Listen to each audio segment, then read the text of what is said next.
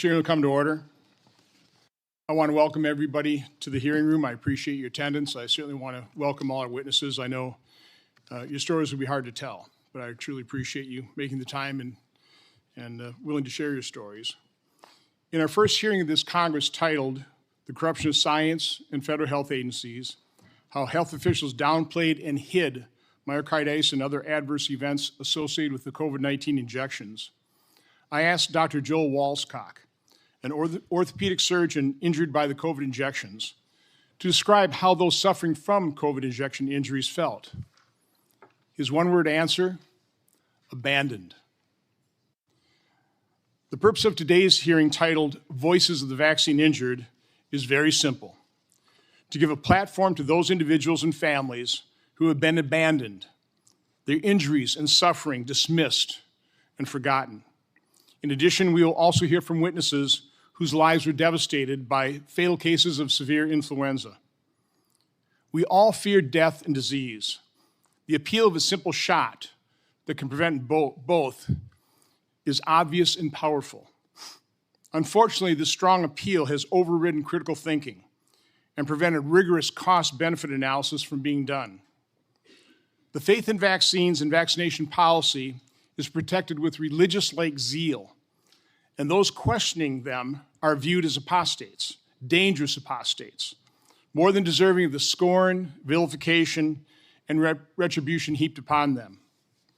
An open-minded review of the history of vaccination dating back to Edward Jenner, the creator of the smallpox vaccine, is both interesting and enlightening. Reading books like Dissolving Illusions, Turtles All the Way Down, and Vaccines, Mythology, Ideology, and Reality, or a May 21st, 2025 Substack by Toby Rogers titled "Mapping the Entire Field of Autism Causation Studies in One Article," certainly opened my eyes, and I sincerely hope will open millions more. And while I haven't mentioned it, I'd like to enter Toby Rogers' article Substack into the record without objection. It'll be entered. Understanding the recent history of vaccines is essential to developing a fair-minded viewpoint. In the early 80s, investigative journalists and lawsuits were beginning to highlight the harms caused by vaccines. This led to jury awards for injuries and the withdrawal of pharmaceutical companies from vaccine manufacturing and distribution. The availability of vaccines was at risk.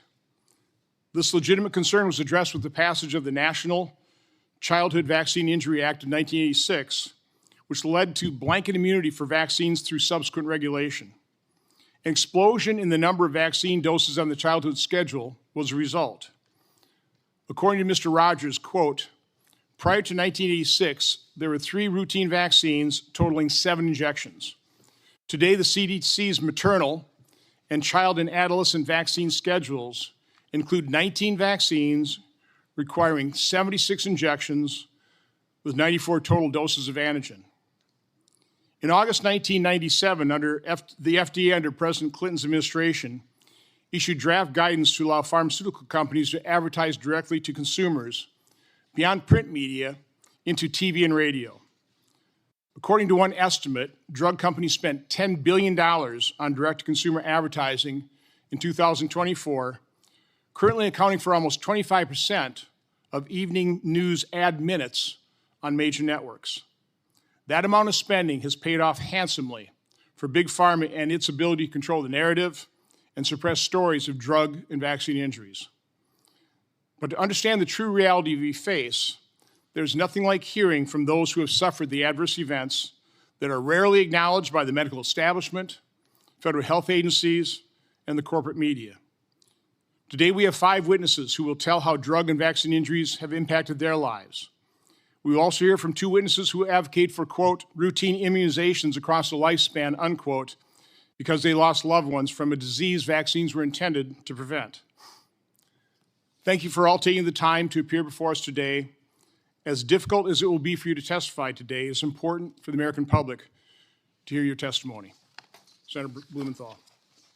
Thank you, Mr. Chairman. Welcome to our witnesses and welcome to all the visitors who have come to this hearing. I suspect that we have diverse views in our audience, And I welcome all of you, regardless of your views, because I think your being here is immensely important to give voices and faces to what we will hear from our witnesses by way of their testimony. The loss of a loved one, as we all know, leaves an indelible imprint on our lives. It creates an unfillable gap that is almost impossible to overcome at the time it happens, and time sometimes heals, sometimes not. I feel a very deep empathy for the pain and heartache experienced by everyone on this panel, and I thank you for your courage, whatever your testimony is going to be, your courage and conviction coming forth today. Parents and loved ones should never have to know the type of heartache that comes with the loss of a child. And it's a loss that was common, all too common, before vaccines were developed. Smallpox killed approximately 500 million people in the 100 years before it was declared eradicated in 1980. 90% of deaths are believed to have occurred in children under 10 years old. But that risk was eliminated thanks to vaccines that led to smallpox becoming the only disease to have been completely wiped out on the globe. Parents, I will say, including my own, with my brother and me, used to live in fear of their children contracting polio. I will never forget one summer when my brother had a very high fever, all of the symptoms of polio. The anxiety level in our house was incomparable. I was barely old enough to understand what might happen. In bad years, 15,000 United States children were permanently paralyzed. But again, thanks to vaccination, those fears no longer permeate our society. Despite enormous advances made over the last century, still far too many people, many of them children, die of vaccine-preventable illnesses every year. I'm reading a book right now called Everything is Tuberculosis. It's by John Green. It's on the New York Times bestseller list, so I don't need to give you all the details of information. It is about tuberculosis and about how treatments and medicine is available for tuberculosis, which could eradicate it, but for many of the deep suspicions and anxieties in developing countries. One of the characters in this book, it's nonfiction, is a young boy who at 5 years old was stopped from treatment by his father because of his distrust for medicine and his reliance on other kinds of cures. I am deeply grateful to Eric Stein, who lost his 4-year-old sister, and to Cerise Murata, who suffered the tragic death of her 5-year-old son, for their courage in coming forward to share their stories with us today. Stories like theirs were once the norm. At the beginning of the last century, infant mortality in the United States was more than 100 times higher than it is today, and over 60% of those dead children succumbed to infectious disease. A century later, thanks to, in large part, widespread vaccination, that figure has dropped to 2%. But as you will hear today, the fact that these deaths are now rare doesn't make them any less tragic. And every one of them is a tragedy for parents who survive, parents like Catherine Al-Qaidi. In January 2012, Catherine's infant son, Brady, died in her arms from pertussis, commonly known as whooping cough, at just 2 months old. And I would like to give her the opportunity to talk to you directly, recounting her unimaginable loss. And if you could play the video that we have. Hi, my name is Catherine Alcade from Chicopee, Massachusetts. Our son Brady passed away in 2012 from whooping cough. He was born November 20th, 2011 and passed away January 28th, 2012.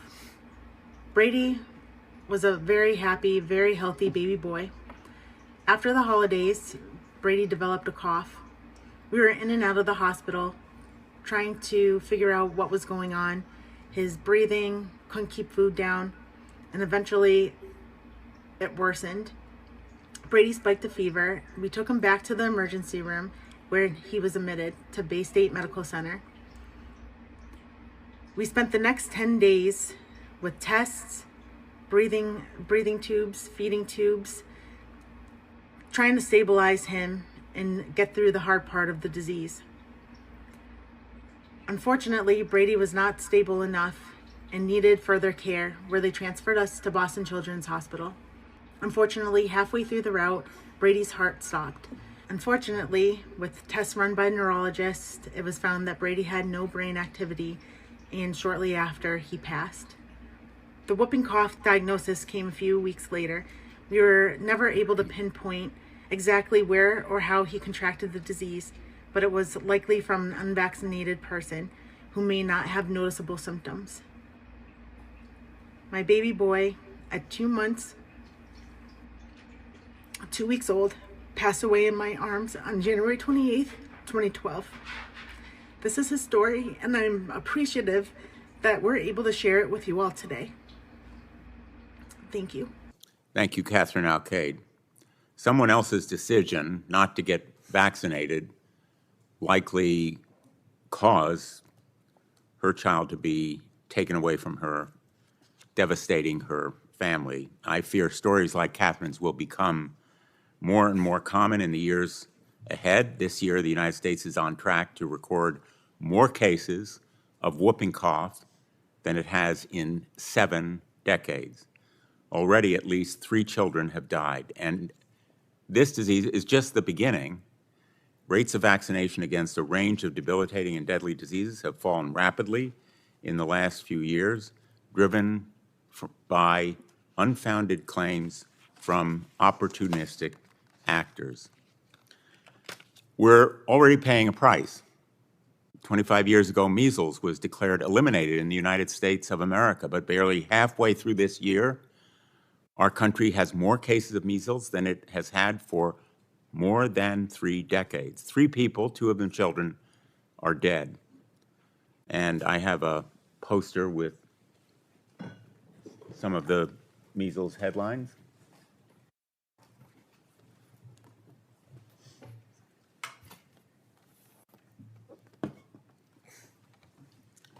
These headlines help tell a story that, in detail, is being lived by Americans. And these deaths are made even more tragic by the fact that they were totally and completely preventable. The measles vaccine is safe and effective. It's not only been proven through clinical tests and trials, but by everyday experience of Americans. There have been persistent falsehoods about vaccines continuing to harm our communities, and this misinformation is not only driving down vaccination rates, it's compromising research into the very harms that we need to prevent. Nowhere is this point clearer than with autism. Decades of scientific research have shown conclusively that vaccines do not cause autism. At this time, I would like to enter into the record 6 scientific papers that have shown that vaccines do not cause autism. If there's no objection, Mr. Chairman. Without objection. They're here. Anyone is free to look at them. These include studies done over decades involving hundreds of thousands of children and a comprehensive analysis from the National Institute of Medicine concluding that epidemiological studies, quote, consistently provided no evidence of association between vaccines and autism. This epidemiological research is important and persuasive. Autism research is critically important and has made great strides in recent years. Yet every dollar we devote to studying this thoroughly debunked claim is a dollar taken away from much more promising research. A dollar taken away from educators in special needs classrooms, a dollar taken away from caregivers to help overwhelmed parents. The truth is that for children born in the United States between 1994 and 2023, routine childhood vaccination is estimated to have saved well over 1 million lives. The truth is that telling parents to use cod liver oil to stop measles rather than vaccines has sent innocent children to the hospital with vitamin A toxicity. The truth is that in the past decade, over 42,000 women in the United States have died from cervical cancer, a cancer that is almost entirely preventable by the HPV vaccine. Today, vaccines, in a way, are a victim of their own success. Parents today do not have to spend terrified nights in the hospital wondering what will become of their child with diphtheria, a disease that, until the vaccine was developed in the 1940s, regularly killed as many as 15,000 children every year, or rubella, which until a vaccine was developed in 1969 regularly infected more than 50,000 people, resulting in tens of thousands of babies born deaf, blind, or with congenital heart disease. We cannot afford to turn back the clock. Scientific advancement has given us great benefits. We need to make sure that every medicine, every vaccine, every treatment or cure available to Americans goes through proper testing and clinical trials and is proved to be safe and effective. Nobody wants Americans exposed to side effects or dangers as a result of any medical treatment. But we should be mindful of the benefits after they are proven safe and effective, the scientifically proven benefits. And I want to thank our witnesses for coming forward today to share your views, your stories. We look forward to learning from you and working to make America safer and healthier. Thank you, Mr. Chairman. Thank you, Senator Blumenthal. The truth is, vaccine injuries are real and they've been ignored. Let's go to a video before we swear in the witnesses.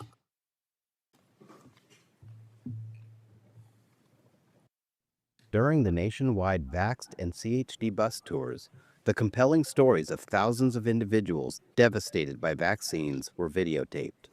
The two bus tours together collected over 12,000 signatures on behalf of people who were injured or died from vaccines. What follows is a small sample of the 2,400 video testimonies obtained during those tours. She was born completely healthy, normal, beautiful, light of my life, light of my family's life. She did receive hepatitis B vaccine and became severely jaundiced, just severe. It just kept telling me everything was normal, and I knew something was really, really wrong. You don't believe your child is gone until they come tell you for real that she's gone. I was told SIDS, sudden infant death syndrome. And in the support group meetings I went to, every parent, every single parent there would bring up vaccines and ask. Every story had vaccines involved. A lot of a child died the next day. Got vaccines, high-pitched scream, projectile vomit, whatever, until they died within less than 24 hours. So we were all asking our SIDS support group leader, is there a connection? It just seems like all of us feel like vaccines are involved.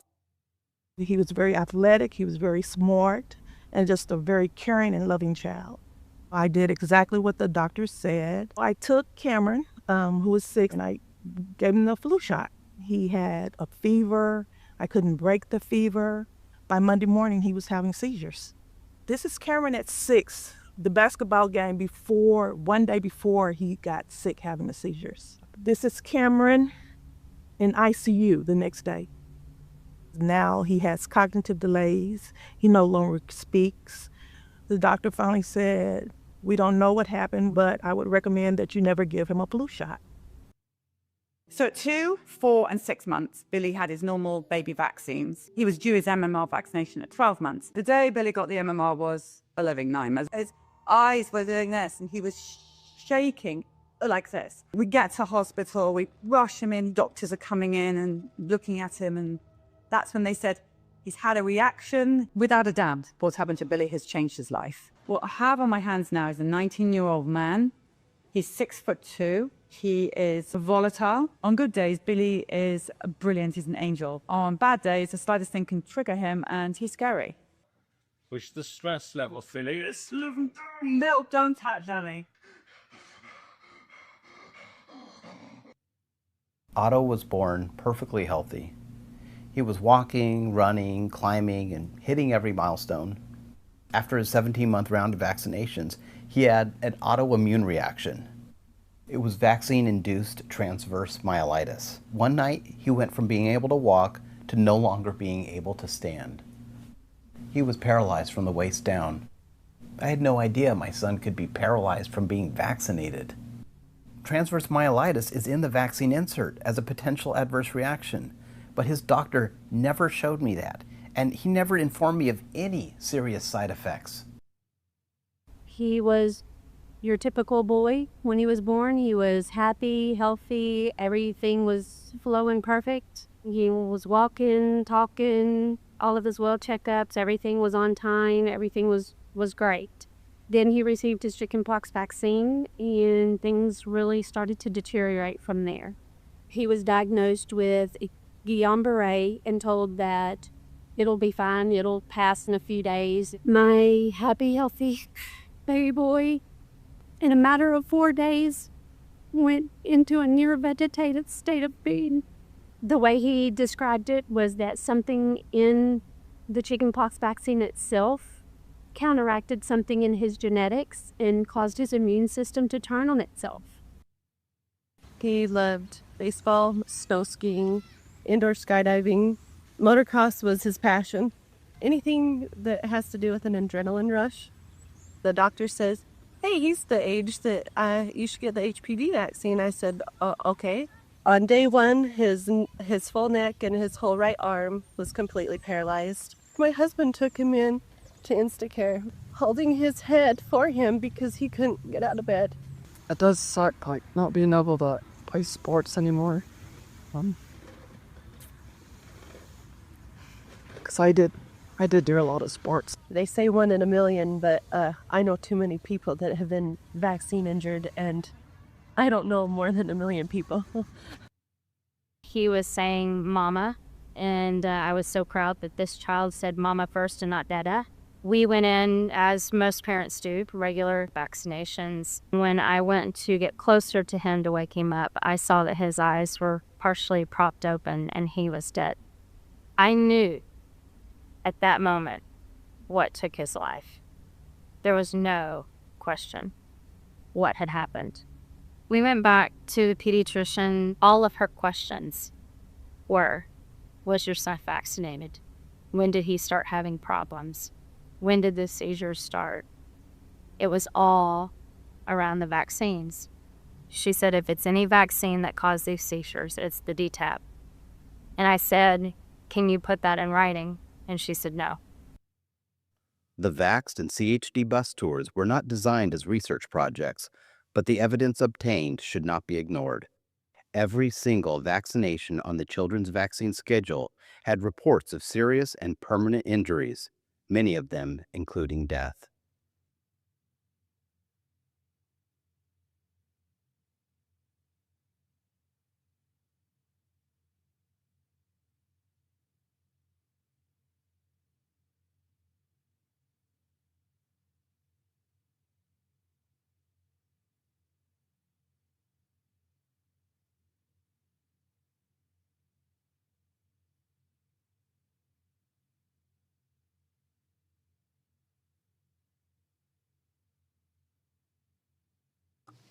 Okay, thank you. It is a tradition of this subcommittee to swear in witnesses, so if you all rise and raise your right hand. Do you swear the testimony you will give before this subcommittee will be the truth, the whole truth, and nothing but the truth, so help you God? Please be seated. Our first witness is Miss Emily Tarsal. Ms. Tarsal is a retired psychotherapist and former president of the Licensed Clinical Professional Counselors of Maryland. She's here today to talk about her daughter, Christina. Ms. Tarsal. Chairman Johnson and committee members, thank you for this important hearing. My name is Emily Tarsal. I'm a retired psychotherapist and a mom. I was blessed with Christina, a healthy, bright child who grew to be a beautiful, caring person, gifted athlete, artist, honor student. In 2008, my 20-year-old daughter had her first GYN appointment. The doctor recommended the HPV vaccine, and we were told it was safe and effective and would prevent cervical cancer. We were not given any literature. We were not told of any adverse side effects. Ads conveyed a sense of urgency about getting Gardasil before exposure to HPVs. So Chris had always gotten the childhood vaccines and agreed to the shots. After vaccination, my daughter developed new conditions: joint pain, chronic sinus congestion, intermittent rashes, rapid heartbeat, dizziness on standing, unusual fatigue, and arrhythmia. We saw doctors, and Chris had an EKG, which came back normal. So we thought everything was okay. We later learned that this was the wrong test and Chris should have had a Holter monitor. No one connected the dots because even doctors are uninformed of vaccine adverse events. She continued with the shots, and 18 days after the third shot, she was found dead in her bed at college. You cannot imagine the hell of seeing your child lifeless. You struggle with the reality. How does a healthy young lady with no pre-existing conditions suddenly die in her bed? An extensive autopsy ruled out drugs, trauma, or organ issues, and cause of death was undetermined. We did not connect Chris's symptoms to vaccination initially until we discovered multiple reports from others too.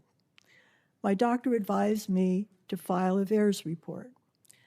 I also called the FDA.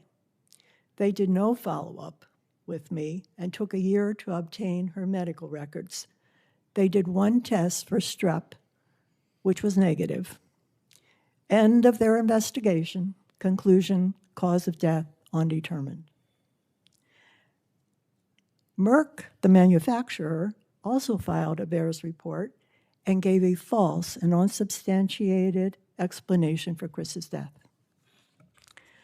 Finding out what happened became my mission. I connected with other moms, experts, reporters, and with Diane Harper, the lead investigator during clinical trials for Gardasil. She was critical of the fast-track approval and of the marketing of the vaccine. I learned too late that HPVs clear on their own 90% of the time, and that cervical cancer is almost entirely preventable with Pap screening. I learned that the incidence of HPV-related cancers is very low at 0.001%. I learned it has never been proven that the vaccine prevents any cancer. And I also learned that pharma is protected by law against lawsuits for vaccine injuries. Our only option for investigating Chris's death was to hire an attorney and file a claim in the NVIC program. My super attorney, Mark Sadaka, filed our claim against HHS in March of 2010. Our world-class experts, immunologist Dr. Schoenfeld and cardiologist Dr. Eldar, were prepared to describe at the molecular level how Chris had died from a fatal arrhythmia induced by an autoimmune response to Gardasil, which caused antibodies to attack the calcium channel in her heart. After 8 years of litigation, HHS conceded by preponderance of the evidence that Chris died from her HPV vaccinations. Chris died from a vaccine she never needed, which was falsely advertised to prevent cervical cancer. She was the 23rd of 32 deaths reported in 2009. By 2023, there were 73,366 VAERS reports, including 555 deaths. Only 1% get reported. Additionally, of that 1%, almost 70% of the reports came from Merck, and 9 out of 10 of those reports lack sufficient information for follow-up. And despite this gross underreporting, FDA stated there were 3 times more adverse events reports for Gardasil than all other vaccines combined before COVID. The public has been misled and misinformed about the risk and benefits of the HPV vaccine. And to that end, I am here on behalf of Chris to raise awareness to help others. Our website, GardasilHPVTruths.com, has much documented information, including 90-plus studies. Thank you for listening. Thank you, Ms. Tarsell. I would ask all the witnesses to speak right into your microphones there so we can hear you. Next witness is Mr. Eric Stein. He's the Marketing, Communications, and Programs Specialist for Families Fighting Flu. He is here today to talk about his sister, Jessica. Mr. Stein. Dear Senator Johnson, Senator Blumenthal, and other members of the subcommittee. First, I want to thank you all for having me speak today. Like you said, my name is Eric Stein, and I'm a flu survivor and brother of Jessica Stein. My family lost Jessica to the flu when I was 2 years old and she was 4 years old. I have a photo here of Jessica and I together when we were both alive. We went to preschool together, and in early January of 2002, there was a virus going around our school. Both Jessica and I got sick and missed a couple days of school, but we ultimately both recovered and returned to school like everything was normal. When we came back to school, we were doing everything as normal, going to classes, going to birthday parties, going to hang out with our friends. And my mom now tells me, and she reflects, that Jessica, after this happened, did start to need a nap in the afternoon, which was unnormal for her, but nothing that we were too concerned or alarmed about. In late January, Jessica seemed to relapse. She had mild fever, she was vomiting, she was becoming dehydrated, and after a couple of calls to our pediatrician, they told us to walk, not run, to the hospital and get her checked on.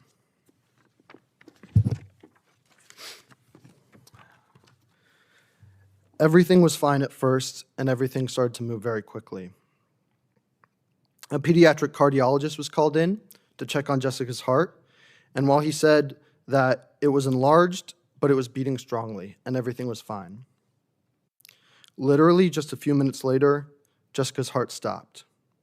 The room suddenly filled with doctors and nurses, and everybody was doing what they could to restart Jessica's heart.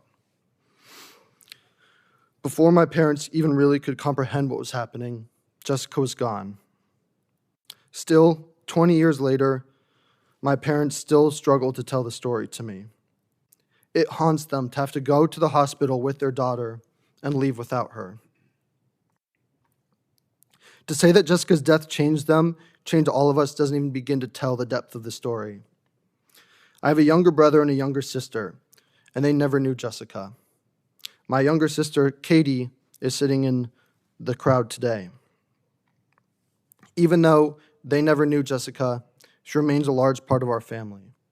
My uncle painted a portrait of her that hangs in our kitchen, and we talk to her, and we talk about what she would have been like and what she would be doing right now if she was still alive today. On her birthday and the day she died, we go to a gravesite as a family. My parents' strength is something that I will always admire. Though I was too young to realize it at the time, they turned their grief into action. In a time before Facebook and social media, they found other families all who had lost a child to flu. They came together, worked hard, and we still work each day to keep this unnecessary tragedy from happening to other families. When Jessica and Emily and Amanda and Alana died, the flu vaccine was not recommended for their age group. Our families changed that. They went to the CDC, they testified in front of the Advisory Committee on Immunization Practices, which many know now as the ACIP, and it wasn't easy, but ACIP listened. They changed the recommendations to where it stands today, that everyone 6 months and older get an annual flu shot. This is how my family honors Jessica. That's the work that Families Fighting Flu and the organization my parents helped found and that I work for today is all about. No more unnecessary lives lost or impacted due to vaccine-preventable diseases. Through my work with Families Fighting Flu, I've had the benefit of meeting many different families who have all been impacted. And one quick one I want to tell you guys about today. Caden Stevenson from Michigan lost both of his legs when he got the influenza and sepsis crept into his bloodstream. And to save his life, doctors had to amputate both of his legs, which he will live with these disabilities permanently. Thankfully, doctors were able to save his life. I know not everyone shares my views on vaccines, and I have enormous respect for everybody sitting here today coming forward to tell their story.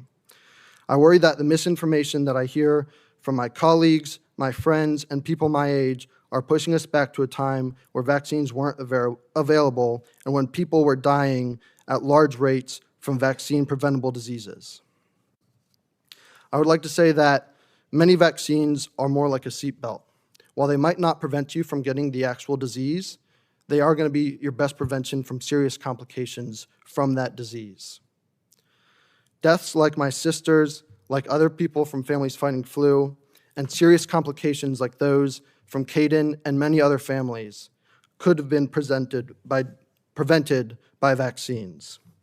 Other diseases like flu, measles, chickenpox, polio are all seeing a little bit of a rise and dips in vaccine rates. When I think of the lives impacted by flu, I think of my sisters, of course, but also the roughly 27,000 Americans who died just this past year. And that doesn't even count for the 600,000 who were hospitalized due to flu, and some of them suffer permanent complications that they will live with for the rest of their lives. Vaccines save lives and keep people healthy. A vaccine could have saved my sister's life. Thank you. Thank you, Mr. Stein. Our next witness is Dr. Brian Hooker. Dr. Hooker is the Chief Scientific Officer at Children's Health Defense. He is a doctorate in biochemical engineering. He's here today to talk about his son, Stephen. Dr. Hooker. Thank you, Senator Johnson. My name is Dr. Brian Hooker. I serve as the Chief Scientific Officer of Children's Health Defense and Emeritus Professor at Biology at Simpson University. My son, Stephen, was born on February 10th, 1998, and was a healthy baby boy. My wife and I made sure he was vaccinated on time per the CDC schedule. I didn't really know what a vaccine adverse event was at the time and thought I was doing the best for my son. Steve was born in the thimerosal era, where most hepatitis B, Hib, and DTaP vaccines distributed in the U.S. contained upwards to 25 micrograms of mercury from the preservative thimerosal.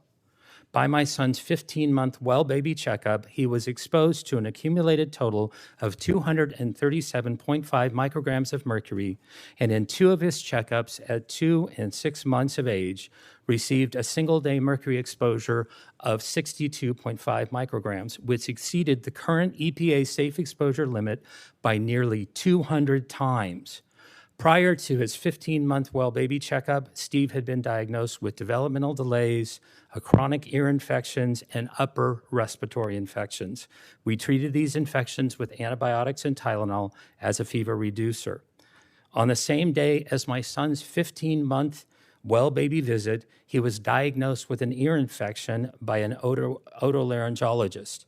My wife and I still dutifully took Steve to his well baby checkup afterwards, but we questioned the attending nurse practitioner whether he should receive his vaccines while he was sick.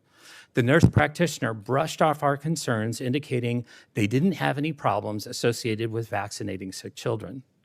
That day, he received the Hib and DTaP vaccines, as well as the oral poliovirus live virus vaccine. This overtaxed his immune system, which was already fighting an ear infection, and he fevered for 18 days after that checkup.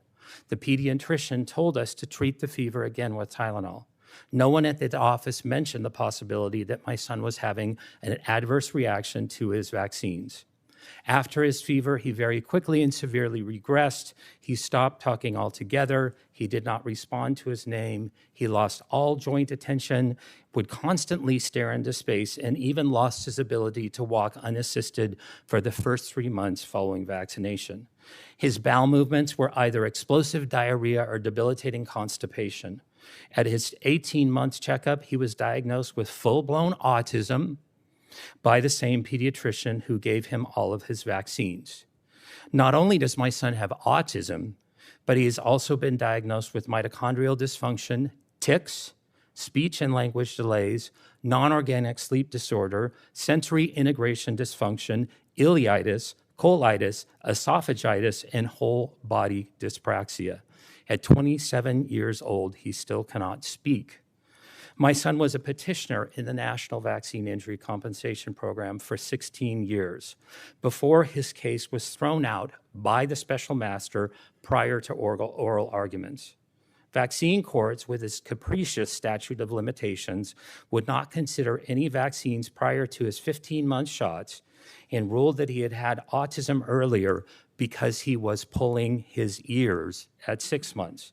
No one in the DOJ directly opposing my son in court seemed to notice that he was pulling his ears because of recurrent ear infections. My son requires 24/7 care, and his severe dyspraxia means that he is a prisoner in his own body, a body that betrays every time he tries to execute any intentional task, such as eating, talking, walking, grabbing, or grasping any object. He also suffers excruciating chronic pain due to gut dysbiosis and neuroinflammation. Nobody wants to see their child go through chronic debilitating pain. My son will never pay taxes. He will never hold a job. He will never play baseball. He will never write a poem. He will never go out on a date. He needs assistance despite his best efforts and despite his best wishes. He needs assistance toileting every time. Society does not want to acknowledge vaccine injury, period. Our story is not welcome in the news media, and social media completely censors us. My family has been gaslighted repeatedly, and my son's medical history has become fodder for astroturfers' blogs, as well as the CDC researchers armchair quarterbacking his vaccine injury case. My son's life has been ruined physically and emotionally, and he is persecuted by the mere fact that he exists.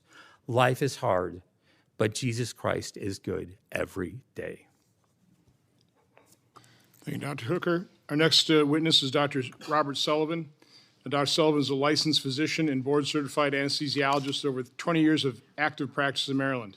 He is here today to talk about his vaccine injury following his COVID-19 injection. Dr. Sullivan. Thank you, Senators.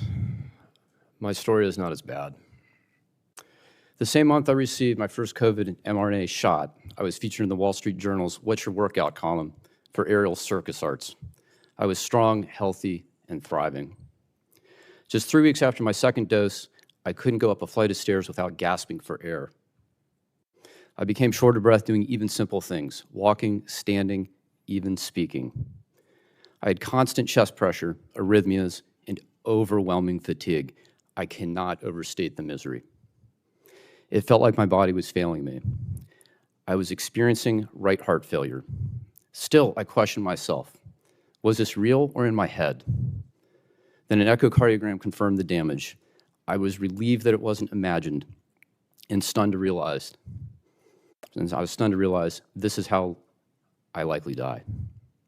The diagnosis was pulmonary hypertension. I had damage and narrowing of the blood vessels in my lungs, restricting blood flow and straining the heart. This isn't like regular high blood pressure. Pulmonary hypertension is usually progressive and fatal even with treatment. There is no cure. It felt like a death sentence. I reported my case to VAERS, the Vaccine Adverse Event Reporting System. Most doctors I know had never heard of it. Fewer understood that it carries mandatory reporting requirements. I was never taught about VAERS in medical school. I'm told it still isn't. Eventually, VAERS collected my medical records. I expected to hear from the FDA or CDC. I never did. I believed in the system. I believed I would be heard. When I wasn't, I channeled that disbelief into collaborating with the British Medical Journal on a report about the system's failures. What I learned is chilling. If you are harmed, you are on your own. I've had to adapt. Maybe some of the novel treatments I tried helped. On the outside, I look fine. I returned to running, even to aerial arts. That brings me joy, but also unease. I've lost half my lung capacity. If I can look this normal while carrying that much damage, how many others are out there suffering silently? In researching my condition, I found the Georgetown scientist who predicted my specific problem. The very same month of the vaccine rollout, he warned that spike protein exposure, whether from the virus or from the shot, could harm the blood vessels in the lungs and placenta. Spike protein itself from the SARS-1 virus, SARS-1, also caused vascular damage in animals. I learned many hospitalized COVID patients developed pulmonary hypertension. Autopsies showed the same kind of lung vessel damage I had. Long COVID patients with persistent breathlessness have the same findings. As in my case, their symptoms improve, but the damage remains. We now know the SARS-CoV-2 spike protein can damage the lungs, heart, and brain in animals. It is toxic, irrefutably so. I know that's uncomfortable to hear.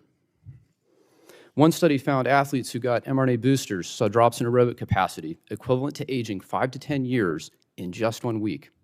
Why is this? I now see colleagues and patients struggling with daily tasks. Many are limited by unexplained shortness of breath. Could this be a spectrum of vascular damage like what happened to me? These are urgent questions. This is not normal aging. This is not simple deconditioning. Until we study this systematically, we won't know how many have been injured by COVID or by the spike protein itself. Our medical system must honor its foundational oath, do no harm. When harm does occur, the right thing is to recognize it, acknowledge suffering, and work to relieve it while advancing research into safer therapies. Government must serve as a safeguard, restoring accountability, transparency, and public trust. And above all, every medical decision must be grounded in truly informed consent. Patients deserve and demand clear, honest information. The freedom to decide what's right for them is a right. Mandatory medicine is not medicine. Acknowledgement matters, being seen, heard, and believed. That is the first and perhaps most important step in healing. To others who have been harmed, I see you. While our injuries differ, I understand the suffering and isolation that comes when the system meant to protect you instead abandons you. I believe you. Senator Johnson and members of the committee, thank you for giving us this opportunity to start to heal. Thank you, Dr. Sullivan. Our next witness is Ms. Polly Tommy. Ms. Tommy is the Director of Children's Health Defense TV and is an internationally recognized health freedom advocate, filmmaker, and author. She is here today to talk about her son, Billy. Ms. Tommy. My son Billy entered the world as a healthy, perfect baby with an APGAR score that reflected his perfection. We followed every wellness check, every vaccination schedule, believing in the system that promised our child safety. For his entire first year, Billy thrived, meeting milestones, crawling, babbling, growing. Yet everything changed at 13 months, the day he received the MMR vaccine, the only one on the schedule back then. That day, I walked into the doctor's office, trusting the advice of professionals who emphasized the importance of vaccinating against deadly diseases like measles. Billy had just finished a round of antibiotics, but the nurse reassured me that the MMR vaccine was essential. Like any diligent parent, I followed these instructions. Hours after the vaccination, Billy's perfect world shattered. He became lethargic, sleeping for long stretches. When my husband came home that afternoon and went to check on him, Billy was convulsing, his tiny body gripped by seizures. We rushed him to hospital, desperate for answers, but the doctors, after hearing he'd had the MMR, said, "It's perfectly normal, it's perfectly common. Lots of children have seizures. He'll be fine. Antibiotics, Tylenol, he'll be fine." But he wasn't fine, and he's still not fine, age 29. He's severely sick with severe autism. We made the movie Vaxxed. to try and understand and warn the world about the real dangers of the MMR vaccine. I even vaccinated my child after I had Billy because I was so pro-vaccine and so into the system. Just the MMR was the problem. But then we got out on the bus. We took a bus and we traveled around America, listening to parents around America and what had happened to them when they vaccinated their children. And what we saw was utterly horrific. We saw so much death. So much death following baby vaccines. These parents would vaccinate their perfectly healthy child, and then their child would die. We saw a video at the beginning of this about the whooping cough. I've interviewed so many parents, and one comes to mind, Carrie Bundy's baby. At 4 months old, she pleaded with the doctor, should I vaccinate my child? He's premature. Oh, yes, said the pediatrician. If you don't vaccinate your baby, he could die of whooping cough. She vaccinated that baby, and he was dead in his crib following that. That is the same story we hear over and over again. These childhood vaccinations, the people of America are telling us they are not safe and effective. We are seriously concerned at Children's Health Defense about the disinformation and misinformation out there, being told these vaccines are safety trialed, the safety studies are so good. Yet all we see is death and destruction over and over again. Babies, teenagers, HPV Gardasil, their ovaries are shutting down. They cannot have children anymore. The parents are reporting paralysis, children paralyzed from the waist down. You shout out about polio to us. I have never seen so many crippled children around America. So many children in wheelchairs, unable to walk, talk, speak, on ventilation. Parents are trying to tell their story while putting a feeding tube down their child's to bleed out the lungs, bring out the lungs, while they're trying to tell us what has happened. 2 little 2-year-olds who can't hold their heads up because they had one Hep B vaccine. And then you shout out about measles to us. Those 2 girls in Gaines County, they did not die of measles. Children's Health Defense have seen the medical records. We have had experts break down. Yet still, I sit here and I hear over and over again that those 2 girls died of measles. They did not die of measles. And yet, the press and others consistently shout out that vaccines are safe and effective. They are, vaccinate your family. We all vaccinated our families. Everybody sitting here, bar 2, vaccinated their families with catastrophic results. Over 12,000 signatures on those 2 buses of death, death, death. When will enough be enough? How many more buses? How many more children killed? How many more injured adults? And here's a question for you, the senators. Who is going to look after our children when we, the parents, are no longer around? That can't use a toilet, that will never date. All those things Dr. Hooker said. Our children are trapped at 29, 30 years old. They will never pay taxes. They need 24-hour care because of one vaccine, one moment in time.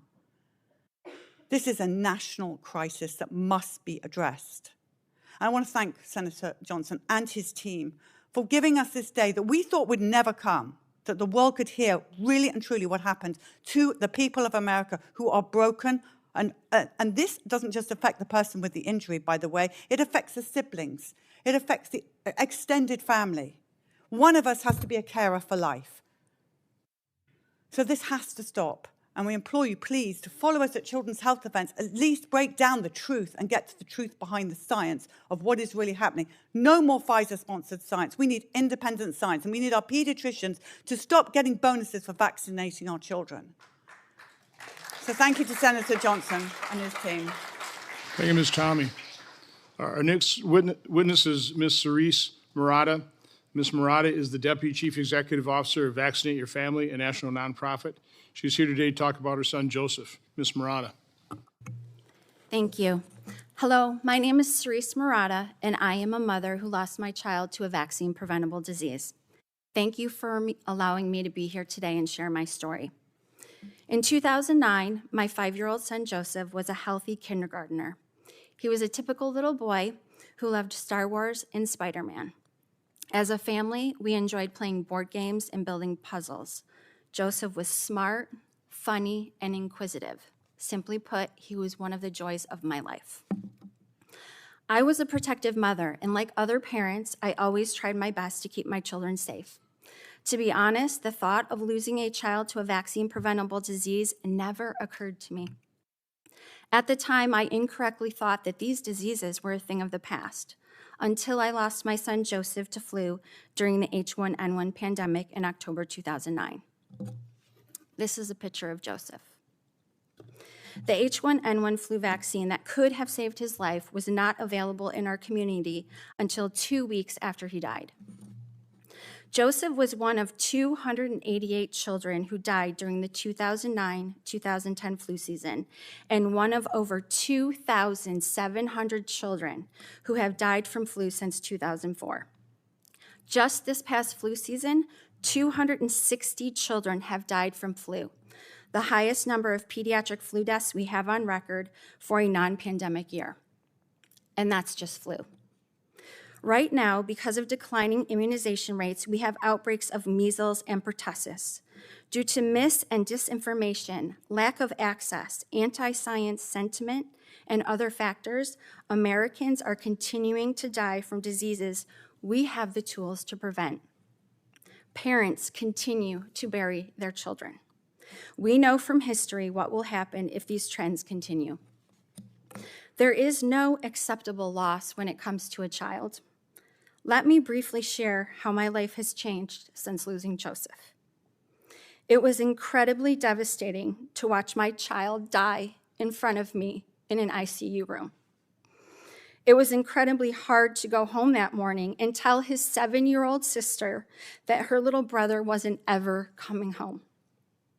Let me share what it felt like to walk into the funeral home, holding my daughter's hand and preparing her to see Joseph laying in a small coffin. Let me share how unbearable it was to stand in line at the county clinic to get my daughter her H1N1 vaccine, a vaccine that could possibly have saved Joseph's life. Let me share how incredibly painful it has been for my family each and every day to remember that Joseph will never graduate college, get married, or have a chance to contribute to society. Let me share how my heart breaks over and over and over again because he is no longer here. Now multiply that by thousands of other parents who have lost a child to a vaccine-preventable disease over the years, and the thousands more that are at risk if people don't have access to science-based, factual information about vaccines, vaccine safety, and vaccination services. Sadly, Joseph's story is not unique. I personally know many other parents who have lost their children. Maureen lost her 2-year-old son, JJ, to flu. Katie lost her infant, Callie, to whooping cough. Nicole lost her 10-year-old daughter, Teresa, to COVID-19. There are survivors, too, like Tamika, who had cervical cancer before the HPV vaccine was available. The list goes on. These families are just a few examples of the real impacts of these diseases. According to the CDC, about 4 million deaths worldwide are prevented by childhood vaccinations every year. Vaccines undergo extensive safety testing in clinical trials before they are approved for use, and the U.S. has robust safety monitoring systems to make sure these vaccines continue to be safe and effective following approval. I want to close today by acknowledging that my story and experiences do not in any way minimize those of my fellow witnesses. We are all doing the best we can with the information we have. But I would be remiss if I did not remind the committee that the science is clear. Vaccines are safe and effective. Without these life-saving tools, our families and communities are at risk. Thank you. Thank you, Ms. Murata. Our final witness is Ms. Crystal Cordingley. Ms. Cordingley is a published scientist with over 20 years of experience in the medical field. She's here today to talk about her son, Corbin. Ms. Cordingley. Chairman Johnson, Ranking Member Blumenthal, and members of the subcommittee, thank you for the opportunity to share my story, the story of how our lives were shattered in an instant and the nightmare we now live every day.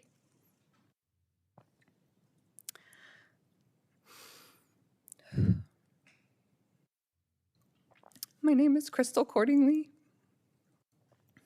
I'm a mother of 5, and this is about my son, Corbin D. Cordingley. He was born on September 2nd, 2012, healthy, vibrant, and perfect. He hit all of his milestones early and was a bright, loving, and busy little boy. Our life before his death was full of love, joy, and innocence. I am a scientist and fully believed in the safety and effectiveness of vaccines. I never questioned them. I thought I was protecting my children by following the CDC's vaccination schedule. Corbin received all of his routine vaccines on time, including his 12-month shots 43 days prior to his death. On October 18th, 2013, I took him in for a combo flu shot that would be administered in 2 doses. He seemed fully recovered from a recent cold, and it was a normal day. I fed my kids lunch, prepped dinner, and left for an evening shift at the hospital. That afternoon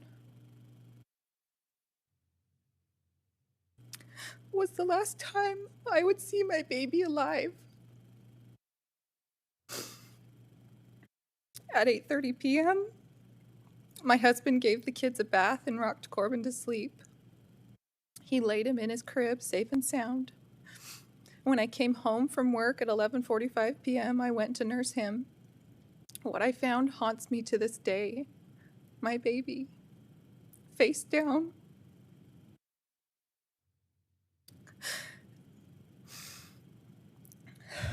Fists clenched, arms stiff straight to his side, body stiff and unresponsive.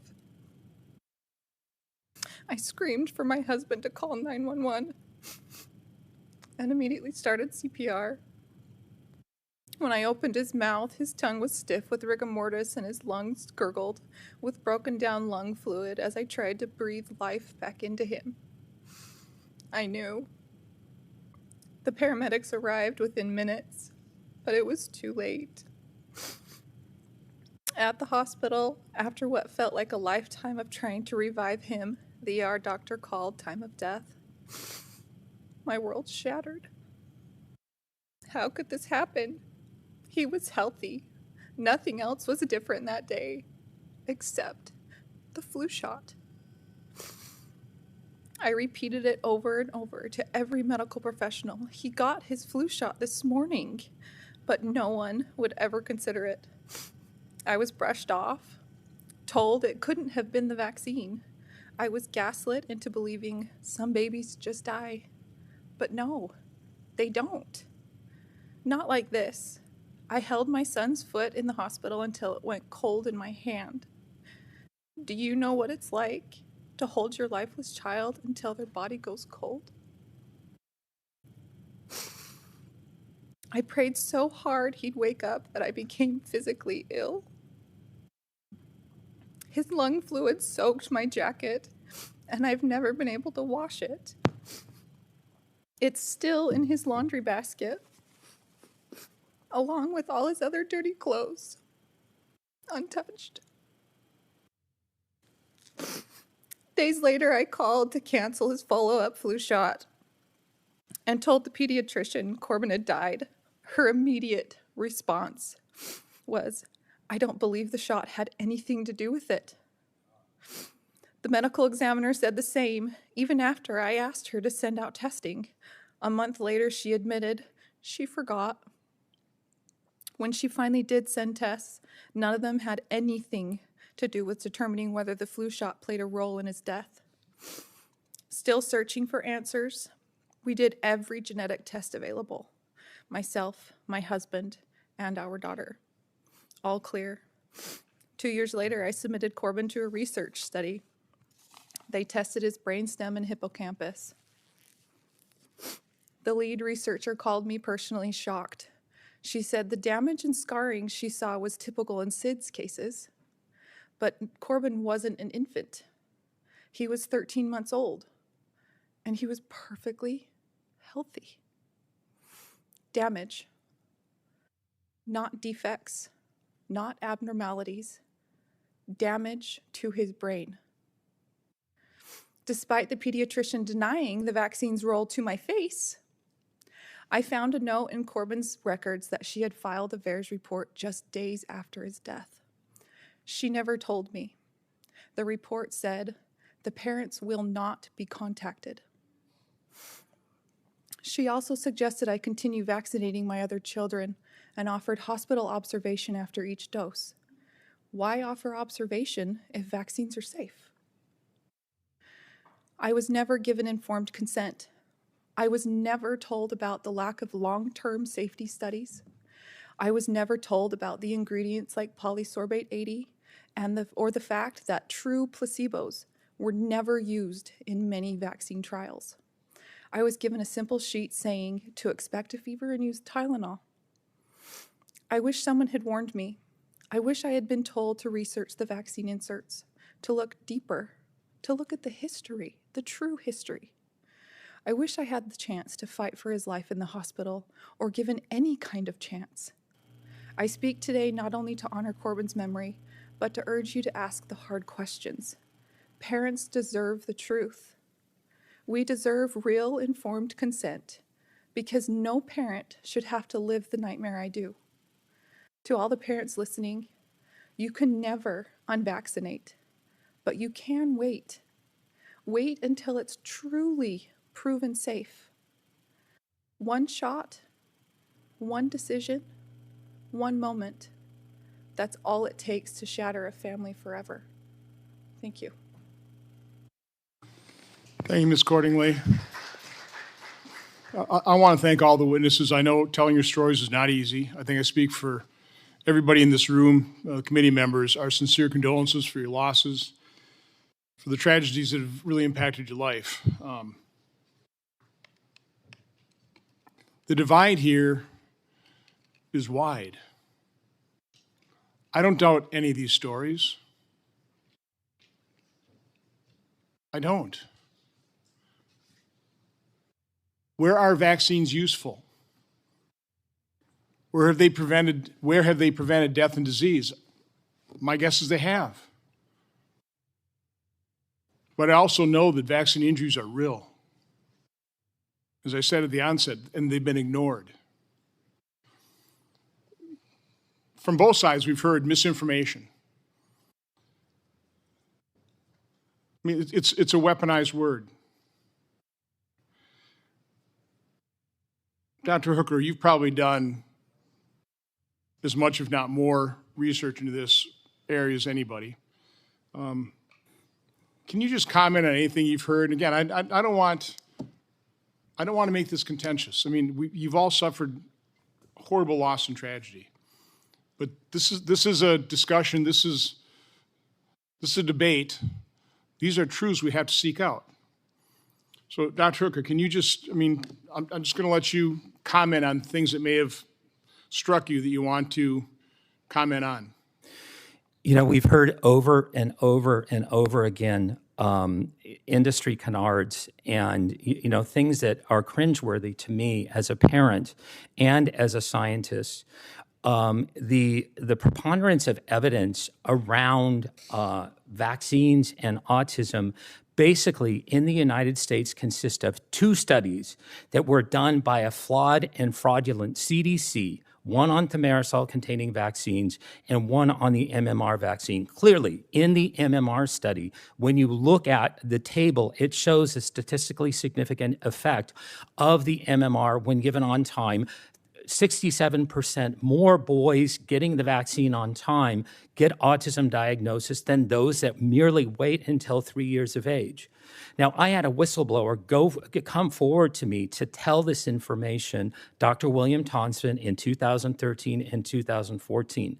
We also know that the Verstraeten study in 2003 is also flawed, fraught with errors, and fraudulent, accusing them of directly cherry-picking information from the vaccine safety data link because of issues with clinics. Now, there is a hole in the science around vaccines and autism that you can drive a Mack truck through. You can't just look at one vaccine and one component and then wave your pixie dust and say they're safe. That is just not a fact, and that is just not how science works. Dr. Herkel, you mentioned Bill Thompson, and he was featured in the first movie, Vaxxed. Can you tell the story about that particular MMR study that I think identified a link between autism and MMR in black young men, right? That is correct. Tell about the story about the CDC officials that gathered with their data, and was a shredder? Tell about the story of them coming together and destroying the evidence, but Dr. Thompson did not do so. Dr. Thompson did not do so. Tell the story, though. I will, yes. The CDC scientist who was the lead epidemiologist on this MMR study was Dr. William Thompson. He came forward to me in 2013 through a series of phone calls, and we were in close contact for 10 months. What happened was he found the African-American effect, that African-Americans were over 200% more likely, and African-American males over 300% more likely to get an autism diagnosis if they got the MMR vaccine on time versus if they were received the vaccine after 3 years of age.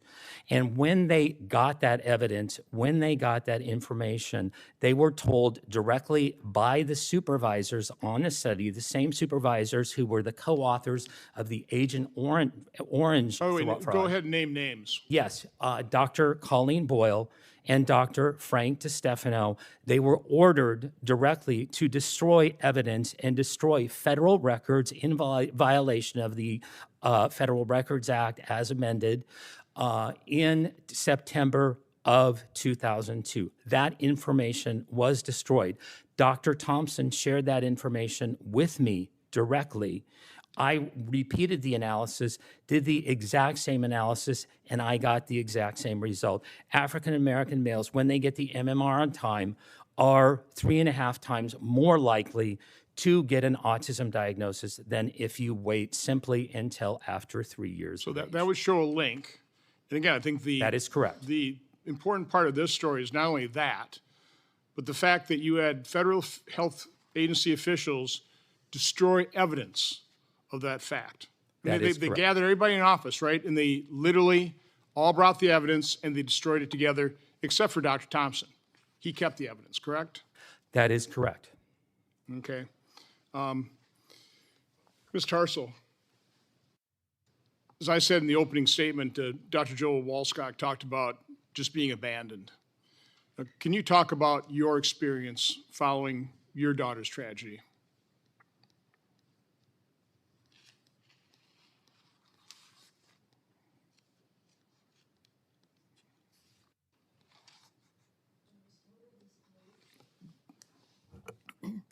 There was total disbelief in what happened.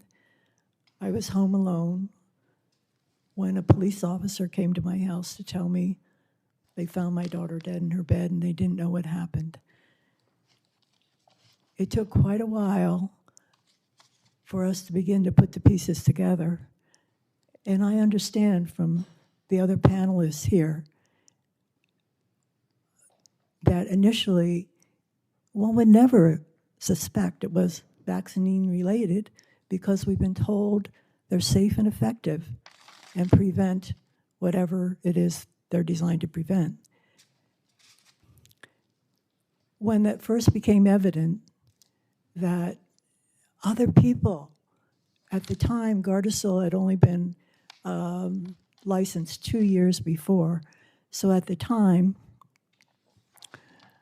there was little literature known online, but I began to connect with other parents and moms and researchers online. It's like, there's a whole lot that we're not being told. And that's devastating to not be informed, to make, and as I learned more about it, that we were never told, my daughter never needed that vaccine.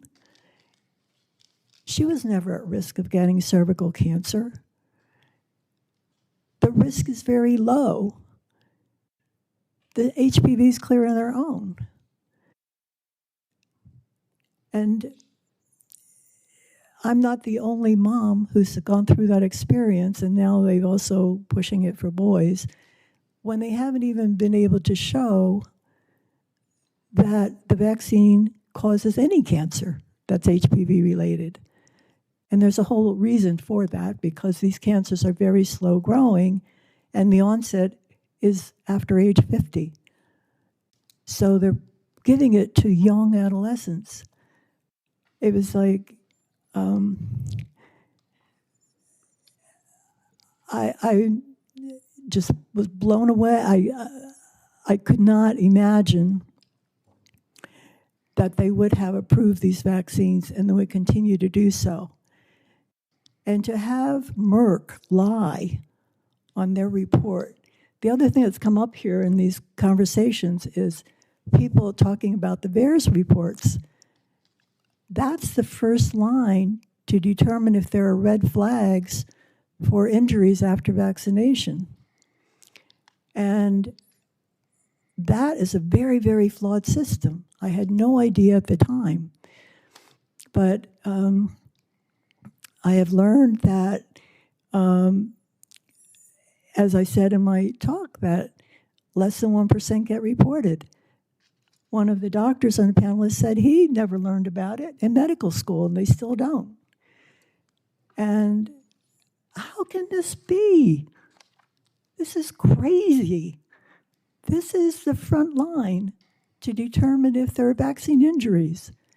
And so I've been, I feel my daughter is here with me. I'm her voice. I am trying to make her death matter. I know of all these other moms who have lost their kids through various vaccines, but HPV vaccine in particular. There were 6 other mothers I was connected with back in 2008 who had lost their daughters. Thank God I had support and the ability to find out more. And that's why I'm here. I want to share it with other people. We all want the best for our kids. Okay, thank you. Senator Blumenthal. Thank you very much. And I want to agree with the chairman that we have an obligation to be constructive and understand and respect the losses that have occurred here. There's nothing antagonistic about the emotion that I feel, and I respect not just the losses, but the urgings for reform that have come from our witnesses and probably others in the audience who've suffered those losses. I'm a lawyer, prosecutor for most of my life. Destruction of documents is absolutely abhorrent. It should be investigated and pursued, condemned, if there has been destruction of any documents. I think we can all agree on that point. We have a system, and it dates from, I think, around 40 or 50 years ago, the National Vaccine Injury Compensation Program. Dr. Hooker, I think you made reference to it. It provides legal immunity, a shield for manufacturers. Now, I am extremely suspicious as a lawyer of immunity that is granted in any blanket way across the board to any manufacturer or to anyone, whether it is any industry. And I would be interested to know whether others among our witnesses here today have sought to pursue claims under that program, I understand you did, Dr. Hooker, correct? That is correct, Senator. For some 16 years. 16 years, that's correct. And you got no relief. We had absolutely no relief whatsoever. Neither were we allowed oral arguments. So maybe we ought to look at this system. You know, agreed. I am not suggesting what should be done about it. I don't know whether you have legislation, Mr. Chairman, on this program. We're still in the exploratory phase here. Okay. So, you know, I'm a lawyer. I'm very result-oriented. And I am heartbroken to hear these stories. And it makes me want to do something. So, I'm not promising anything. So you might want to hold your applause. How about we ban pharmaceutical ads on TV? I'll co-sponsor that bill. I've advocated it, and you have a co-sponsor.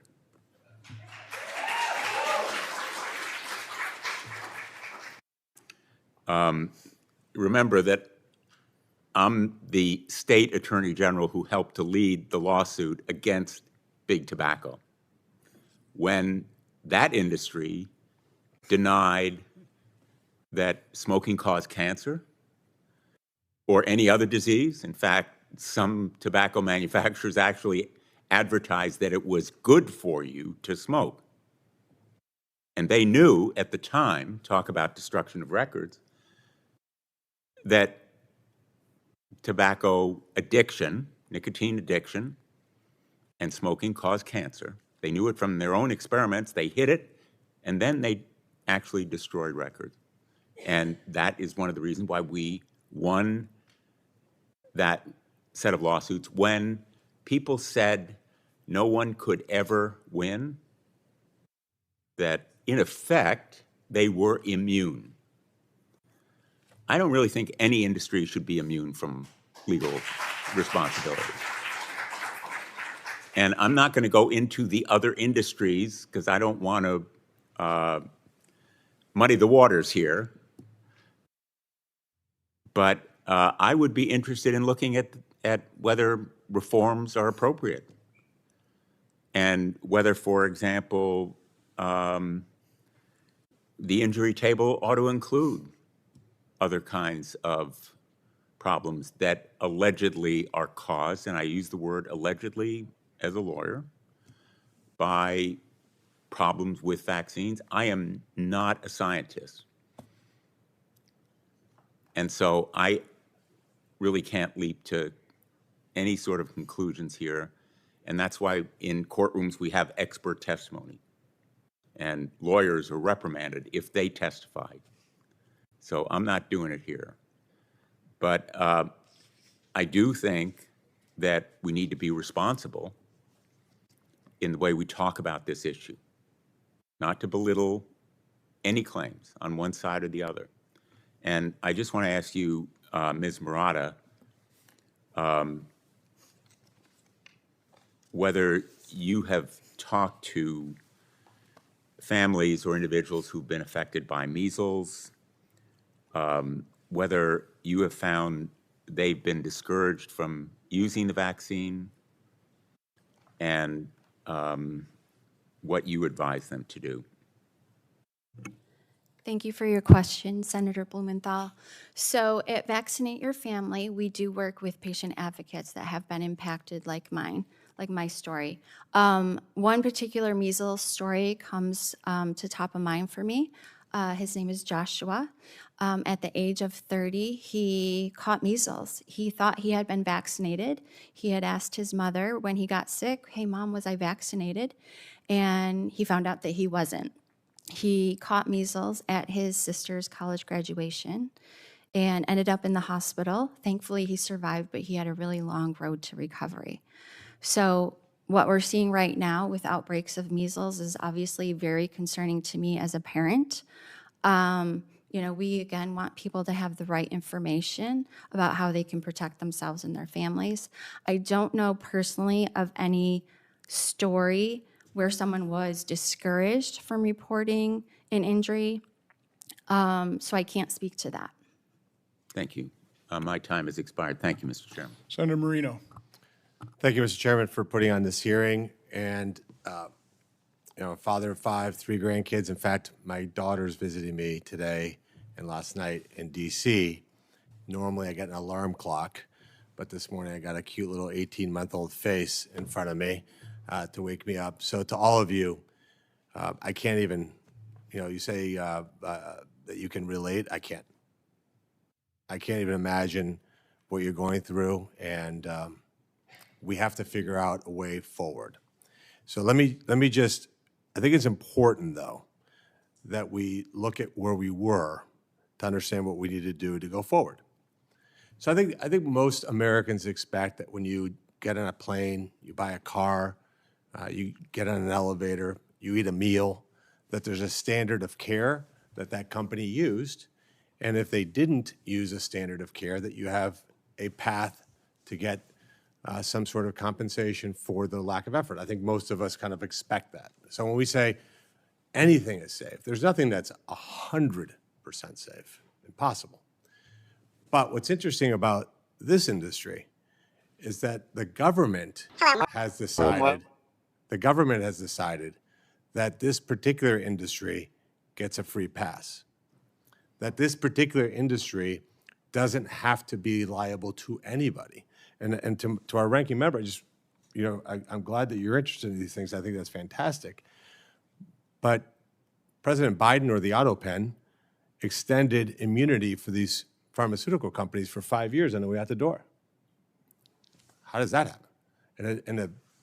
On December 11th, 2024, with no public notice, snap of an auto pen, liability is extended through 2029. So you look at it, you go, well, how does all this happen? And I think we also have to recognize that there was a lot of people who, for example, I'm sure for you, Dr. Sullivan, for you, Dr. Hooker, for many of you, when you even said, hey, is this a problem? You were banned on social media. No, okay, let's say that's not the worst thing that can happen to you in the world. But then the Biden administration then took it further and said, you can't go to work and make a living because your employer must either force you to be vaccinated, force you to reveal your public medical information, or you're unable to provide for your family. That's a very different thing, and yet complete silence. And so if we're going to go forward, I think we have to acknowledge where we were in the past, because what happened during those years was something that this country's never seen, a slide towards a government that's supposed to derive its power from the consent of the governed, was terminating people, working with social media companies that says, you know, if Ms. Tommy, if you put this post on, you can put a post that says, I think Senator Marino's tie is ugly. Totally fine. This was the FBI knocks on your door. You're deleted from social media. The White House was bringing tech companies to the White House saying, hey, we're going to work together to squash any dissent. This goes far beyond an informed decision that a parent has to make. It's tough, by the way. I tell my kids this all the time, my 2 daughters that have kids, being a mom or dad is hard. You have to make decisions for another human being. But where's the relationship with the government saying this is what you will do? And if you don't do these things, there's going to be severe consequences. So I'm all for going forward, but there has to be humility of looking backwards over the period of time in COVID and realize that our government did real damage to real people, from closing schools to forced vaccinations to the shunning, public shaming of people. So to my Democrat colleagues, I just, look, I get it. I was a private citizen up until 6 months ago. But what motivated me to come here to Washington, D.C. to serve this country was because our government lost its ever-living mind over the last 4 or 5 years. So on a go-forward basis, there's some obvious things. Why don't we treat the pharmaceutical industry like any other business? You make a car that kills somebody, you're liable. Now, by the way, as a former car dealer, driving a car safe. Okay? But will a car have an accident? Of course. Flying is the safest thing you can do. But are there accidents? Of course. But why are we exempting certain industries? And of course, then you start thinking, well, what's the money that goes into it? When you go to make a decision for your child, is a doctor actually being a fair arbiter? Or are they thinking, hey, there's a pharmaceutical rep that's going to pay me based on how many vaccines I prescribed, how many prescriptions I fill? That's a whole different world.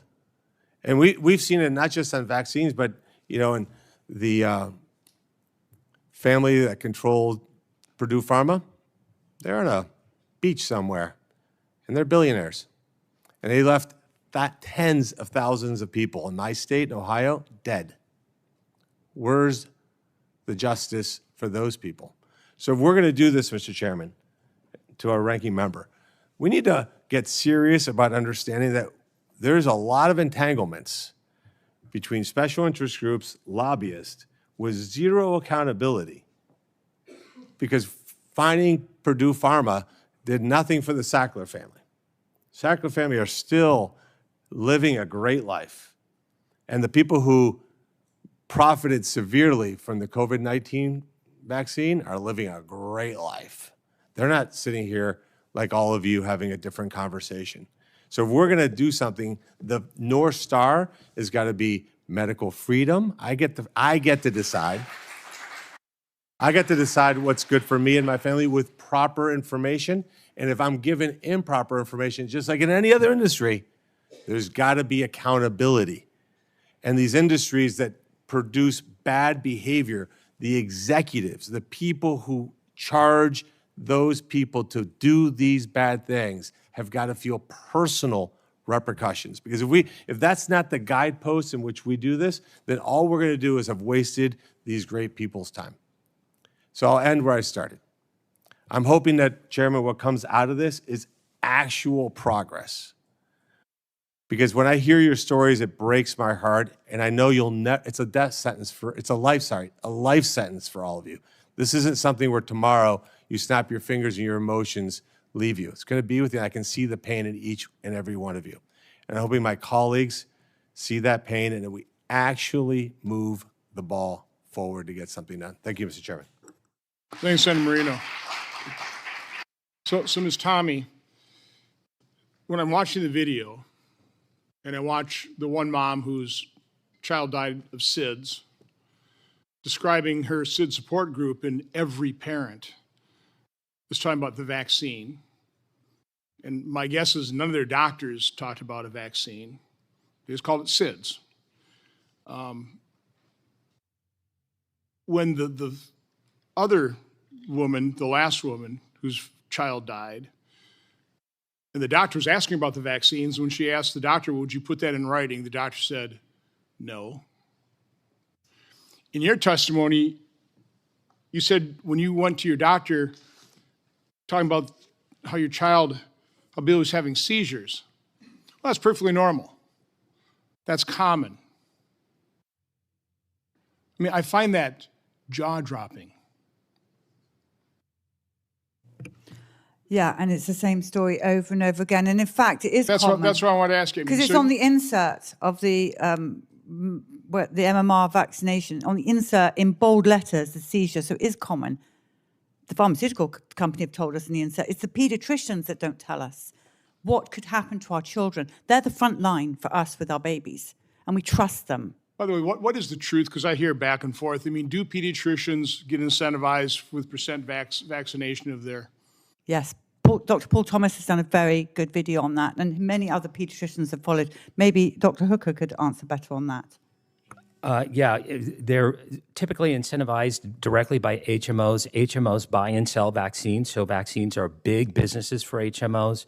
but the incentivization is usually anywhere from $200 to $600 per fully vaccinated patient, as long as their vaccines, a certain percentage of their practice is fully vaccinated. So some pediatricians can make upwards to $1 million or more a year just in those incentives.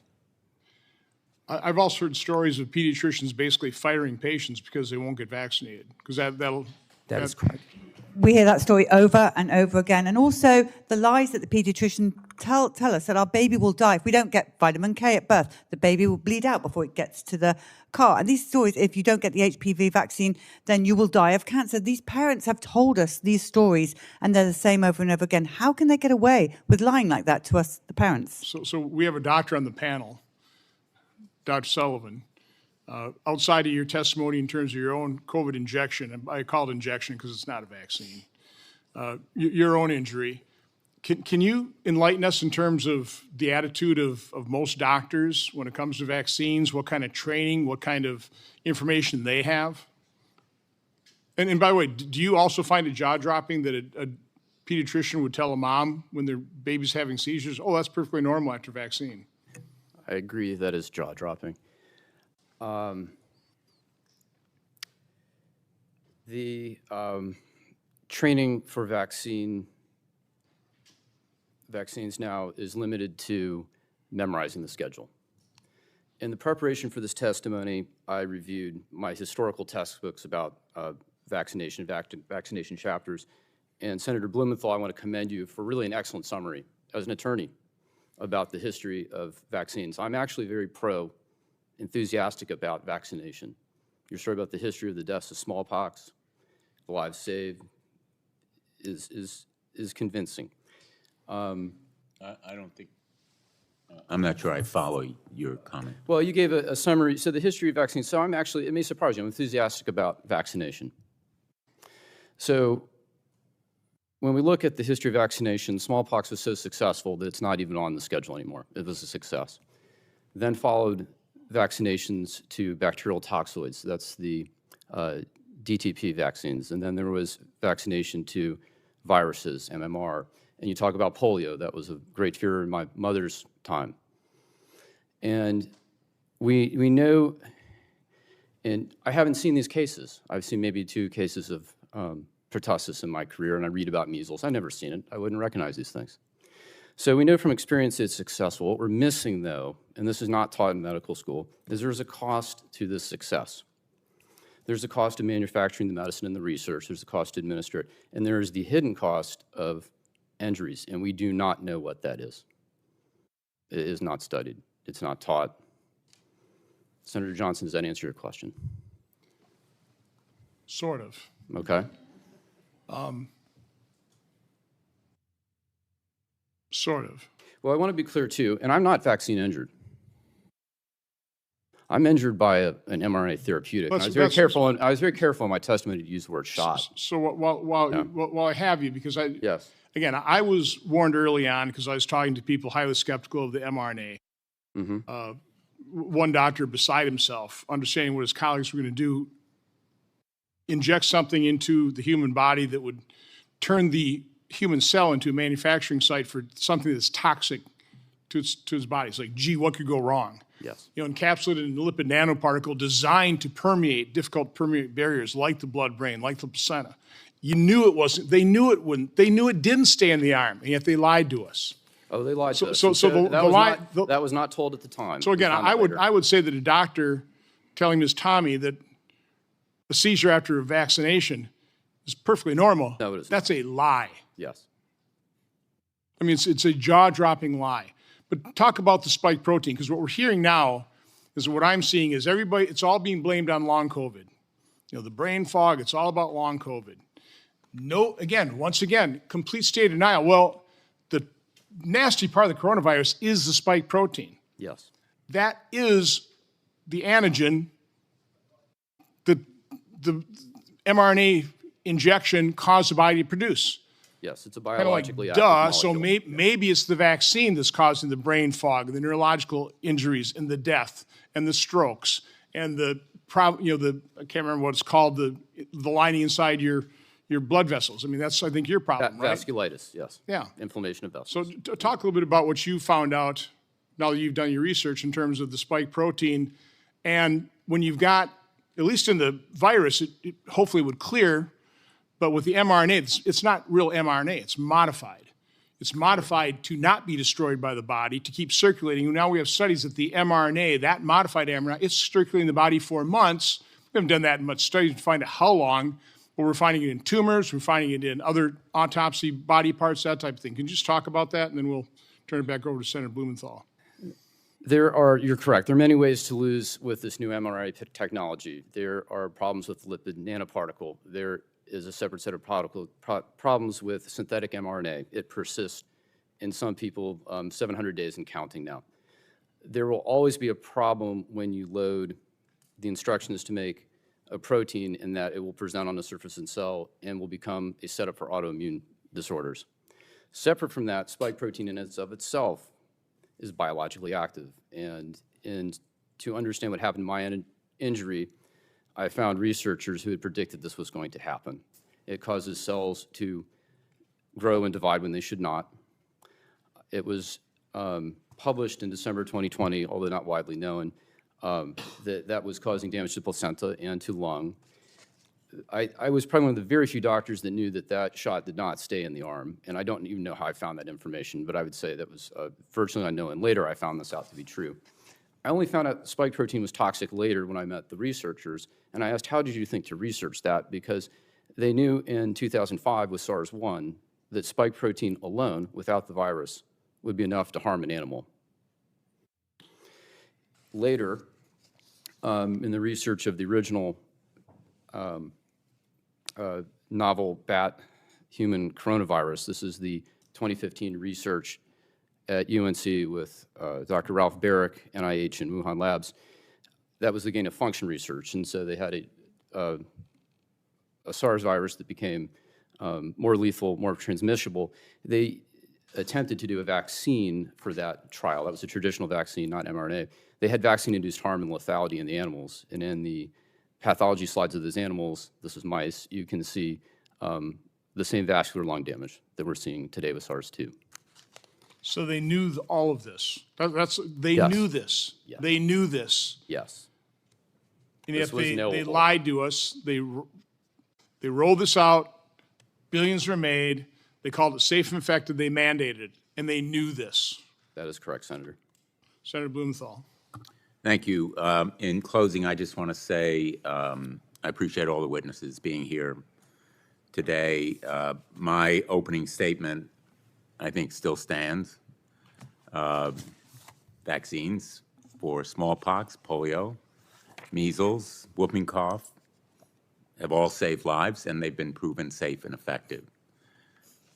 If you have criticisms of the clinical trials or the studies, I'd be interested in hearing or seeing them, but the people of America should know that the safe and effective standard of the FDA means something, and that the perils of failing to help your children and protect them with these vaccines can be very great. Just in defense of doctors, I don't think I need to defend them, but according to the American Academy of Pediatrics, most doctors lose money on administering vaccines. They do it because they believe it has public health benefits. That's what the American Pediatric Academy says. I hope that we can work together on measures that will prevent misrepresentation in any sort of ads. And the ads that appear for a lot of pharmaceutical drugs, I think encouraging people to use drugs that may not be appropriate for them certainly ought to be scrutinized, and we ought to take action, and I'd be interested in joining the chairman in exploring that issue. And I invite him as well to join me in other kinds of reform measures applied to big pharma. As a senator, I've sponsored at least half a dozen bills to stop pharmaceutical drug companies from putting profits over people, including the Smart Prices Act, to expand Medicare negotiations, the Prescription Drug Relief Act, and Lower Drug Costs for Families Act. I was the first Attorney General to take action against Purdue Pharma, even though that company is headquartered in Stamford, Connecticut. We were the first. Unfortunately, the FDA failed to take the kind of action it should have taken. I am by no means a booster without criticism of the FDA. But I think we owe it to the parents of America and the people of America to recognize the importance of vaccines as public health measures, because the failure to vaccinate can have implications and impacts beyond your personal choices. The fact is that the largest vaccine manufacturers do contribute, and they contribute to one party predominantly rather than another. We're not going to get into politics here, but since it's been raised as an issue, I invite you to look at some of the data. And I want to say also that supporting vaccination doesn't mean that somehow you've looked the other way. It means you're paying attention. Again, not to dismiss the kinds of losses that have been suffered here. And if we're talking about immunity from lawsuit, you know the other industry that has blanket immunity? It's the gun industry. The gun industry. So if we're going to get up on a soapbox, talk about how manufacturers should be held responsible, maybe we want to have a look at my legislation that would repeal the PLACA immunity that's now enjoyed by the gun industry. And I would welcome others to join me in my legislation against some of these abuses by big pharma, including the patent thickening kinds of legislation that would take action against manufacturers and companies that make it more difficult for lower cost generics to come to market. This is a complicated area. Anyone who's been involved in trying to reform it has looked at the power of big pharma and seen it and felt it. So I invite anyone who wants to join me in standing up to it in action, not just in word.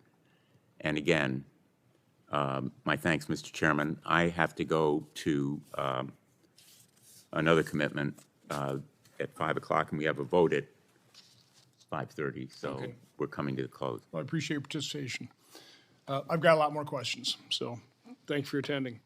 Dr. Hooker, can you talk Yes, a little sir. bit about, because I know Bobby Kennedy asked Fauci one time, who claimed that the vaccines had been tested against placebos, and Fauci made a big show of looking through all these documents, so I guess I didn't bring that particular study.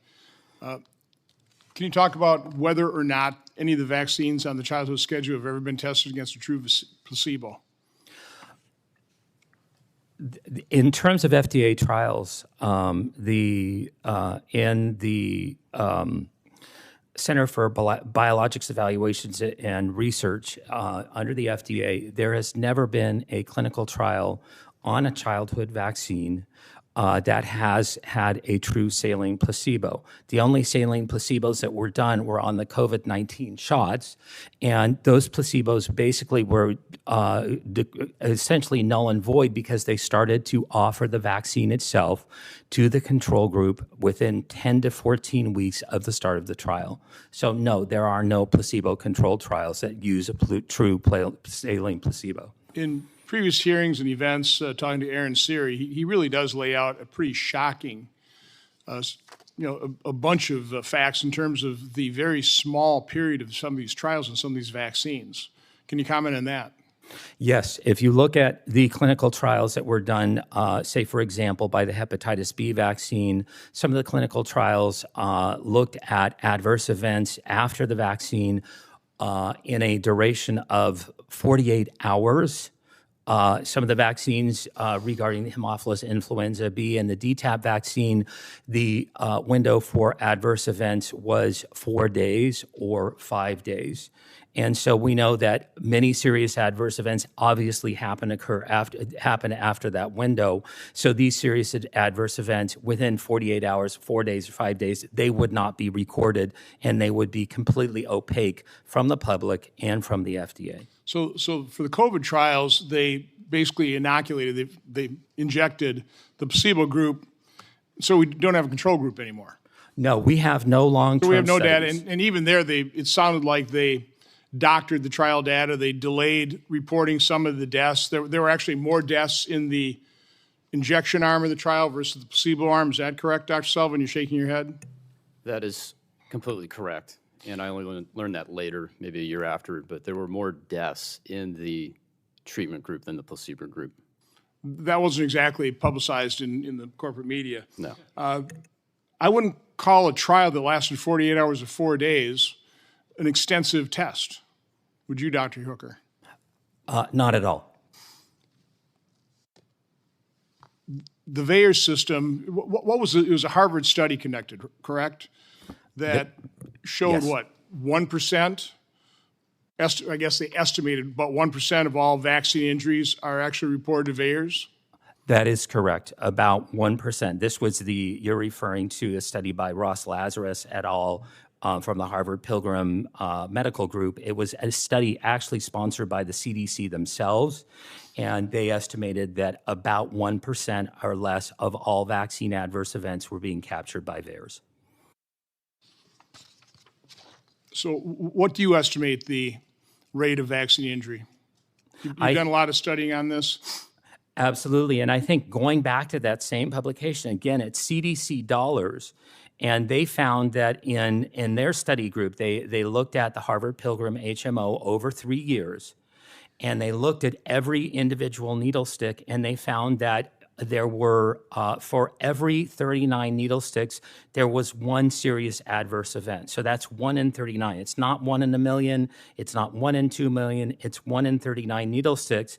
Now, when you factor in the fact that over that 3-year period, many people got more than one vaccine, then the serious adverse event rate per person was 1 in 10. So I would re-recommend the Substack from Toby Rogers titled Mapping the Entire Field of Autism Causation Studies in One Article. It was very eye-opening for me. I know this is the most toxic subject, autism and vaccines. But it's true. I mean, when I was growing up, I'm 70 years old now, I'd never even heard the word autism. And I know you can probably doctor statistics, you can kind of doctor charts. I'm actually pretty good at charts. But the charts you see, instance of autism seem to really escalate after 1986 with the explosion of vaccines. So again, does it prove causation? No, but man, it is a correlation that ought not to be ignored. And when you read that Substack by Toby Rogers, you realize this has not only been ignored, but design all these studies, spend billions of dollars to find the genetic component causing autism, don't find it, but you don't separate your study subjects between the vaxxed and the unvaxxed. Can somebody comment just in terms of what we found with the Amish population? Yes, sir. The Amish population, there was a whole group of studies called of articles that were done by an AP reporter, Dan Olmsted, and he found that the only autism that he saw in Amish subjects were those children who were adopted by Amish families who had been previously vaccinated. Again, an interesting correlation, huh? You know, Dr. Sullivan, I really would recommend you read Dissolving Illusions, Turtles All the Way Down. I think the main point made in those books is that improved sanitation dramatically eradicated a lot of these childhood diseases before vaccine has ever hit the stage. Again, that doesn't mean that vaccines didn't eradicate the tail end of that. But I'm in agreement. I'm completely aware of that. And it's a very complex subject. And I should clarify, I'm enthusiastic about vaccination that works. But how do you say, again, because well, we don't know. We don't know. That's the point. I think Senator Blumenthal's point describe that though. Describe why we don't know. So, I think to back up, we're referring to there's a social benefit to vaccination. It's hard to define. It's the herd immunity. We all benefit from less disease in society, but we haven't looked at that there is a cost to doing that, and that is going to be harms, and those harms have not been systematically investigated or tabulated. So that's the first point. And then, as I would say that success has led to excess, and so the low-hanging fruit, the success has been in the older diseases. And then with influenza, I think it's an excellent topic where there are other ways to treat influenza. You can treat it with antivirals. And what is worrisome to me is that the flu vaccine, at best, was 60% effective. We've been trying this since the 1930s. What does that mean, 60% effective? There are 1 or 2% of the population gets serious flu once a year, or that's about it. A 60% effectiveness implies you have to give about 70 shots to prevent one flu case. And we look at it in medical populations, it doesn't save hospitalizations or days off from work. Worrisomely, is each year that effectiveness seems to be decreasing. It was down to 20%, and last year it became negative. There was negative efficacy of 27% with the flu shot, implying that perhaps 1 in 4 cases were actually caused by the intervention. And we all want to prevent deaths from flu. I've had the flu. I will do a lot to avoid it. But there are other ways to do this. So I got sucked into this whole conversation as Chairman of Homeland Security when, during COVID, I was holding hearings on early treatment. We didn't have a vaccine then. Again, I was hearing about what they were talking about, and it kind of concerned me. So, why aren't we exploring all these existing drugs, generic, they're cheap, they've been proven, pretty safe. Again, no drug is totally safe, and we completely blew it off. So again, I personally, I would like to see the medical establishment, I'd like to see our federal health agencies devote a lot of time and effort into treating disease as opposed to funneling all this money into, again, the almost religious belief in the efficacy of vaccines. I will enter into the record, because I had my staff check it out. For the last 20 years, the average efficacy of the flu vaccine is 40%. That sounds correct. I didn't see the negative efficacy, but I did that's see... from a Cleveland Clinic last year. That's a study on 50,000 of their employees. That may be a preprint study, but that is worrisome for this coming flu season. I mean, we did see studies that negative efficacy for the COVID injection as well. Yes, again, we did. All that kind of information was did. Dismissed. What I would like to give all the witnesses an opportunity, just if something you didn't say or something somebody else said that you want to comment, I'm happy to have that. Have you do that. We'll start with Ms. Tarsell, please. Yes, thank you. As a follow-up to a discussion about VAERS and to what you asked me about what I learned after my daughter died, I was stunned that the FDA did not follow up, that there's no real investigation. I was stunned that on the CDC website, they said deaths have been investigated and have been found to due to other causes. When I knew not only my daughter's death, but other deaths had not been investigated or found to be due to other causes. And through a FOIA request, I got all reports about that VAERS reports on my daughter's case, Merck, the manufacturer, had filed a report claiming my daughter died from a viral infection. There was no evidence that she had died of a viral infection. I spent a year communicating with Merck. Why did they say that? What's their evidence? They said my doctors told them that.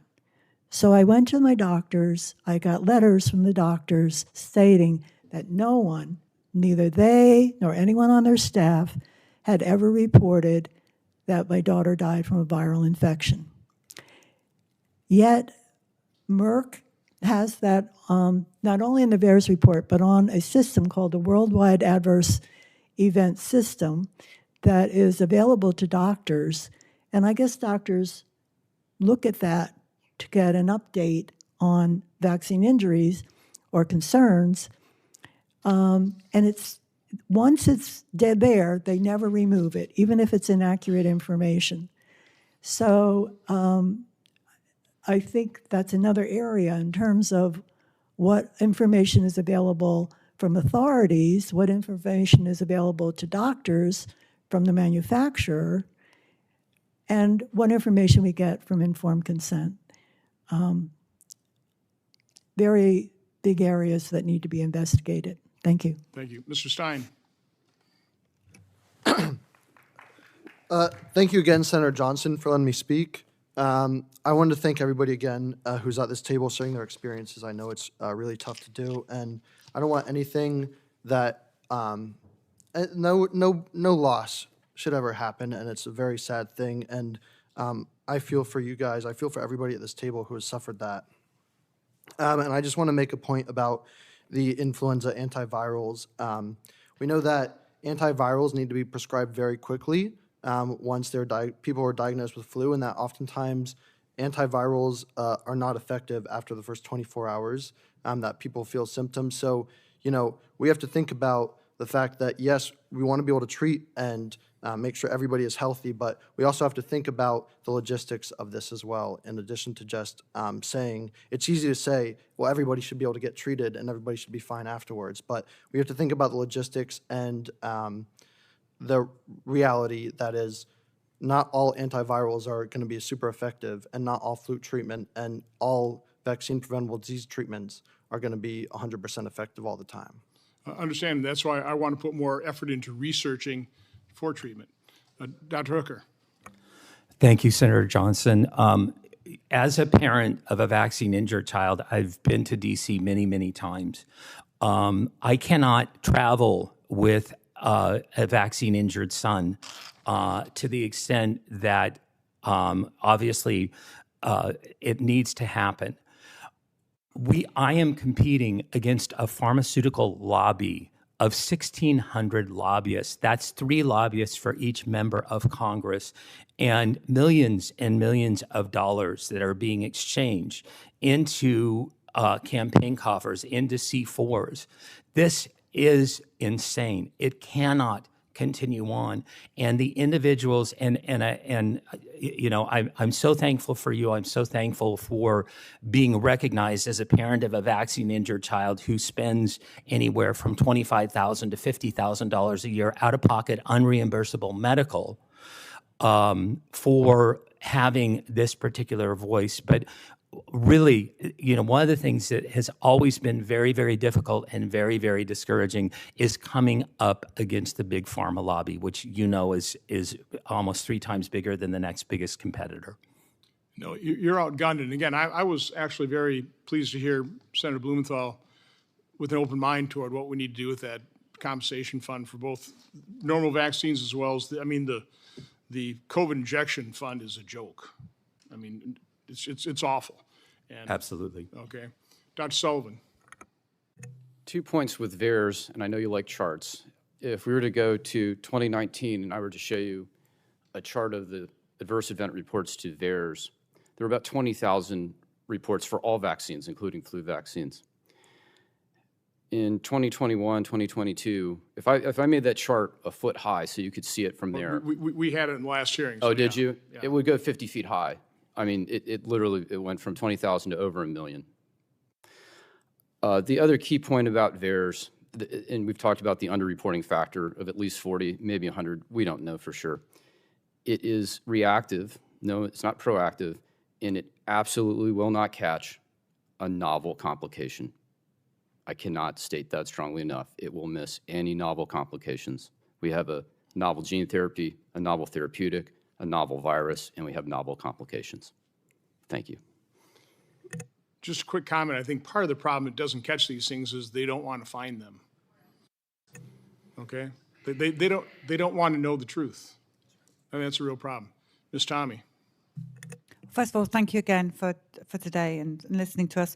I just want to reiterate the paediatricians being paid to, or getting bonuses, certainly for vaccinating our children. They are our first line as we go in with our precious babies. And many of these young parents, they look at them for the research. When it says do your own research, that's where they go. So if you want Children's Health Defence to do some more research on that to get you the truth about the bonuses, we really need to look into that.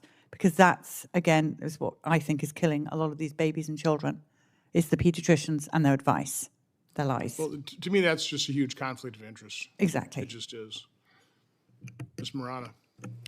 Again, thank you for having me here today. And again, I'm very deeply moved by the other stories here, my fellow witnesses. Number one, as a parent, one of my goals since losing my son Joseph is to empower people with information. I'm not here to debate the science. The science is clear. Do these rare events happen? Absolutely. And there are folks here beside me sharing their experiences. And again, do not want to diminish those. But I think we have to really focus on the safety. And I've heard VAERS mentioned a couple times today. I just want to remind folks that there are other parts of the U.S. safety monitoring system, like the Vaccine Safety Data Link, CISA.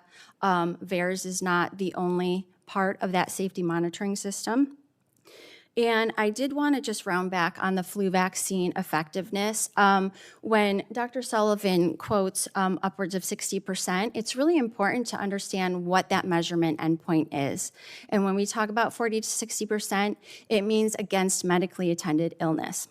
If we would like to look at other endpoints, and that's really what flu vaccination is about, it's really good at preventing severe outcomes like hospitalization, disability, and death.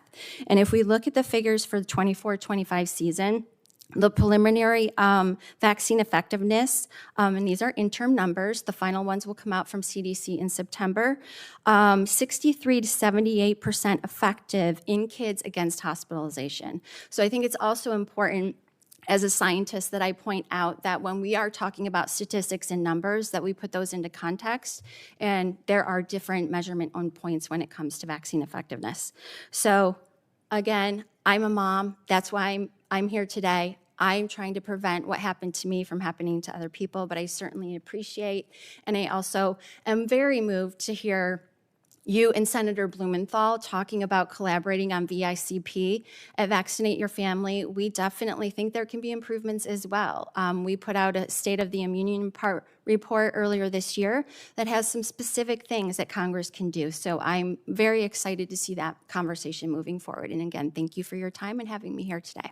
Thank you. Thank you for your testimony. Next, we'll go to Ms. Cordingley. Thank you. Yes, I appreciate the opportunity to be here. To speak for all of those that didn't have the chance to. I feel that we have a lot of growth. We are all here as parents. We want what is best for our children. We want to keep them safe. We want to keep them healthy.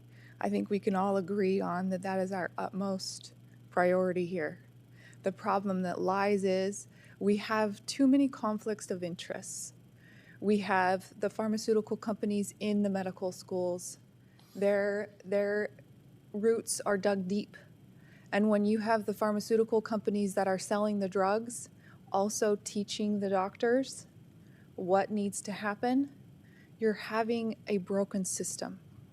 You're having these doctors that are coming out of medical school, just like Dr. Sullivan said, where all you learned about vaccines was to memorize the schedule.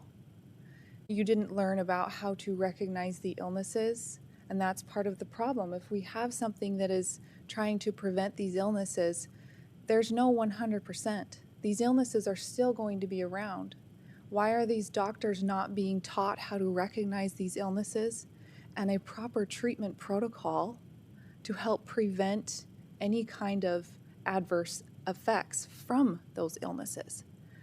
So we may be focusing on vaccinations, but we still have to focus on the diseases and the illnesses at hand, because they will never be completely eliminated.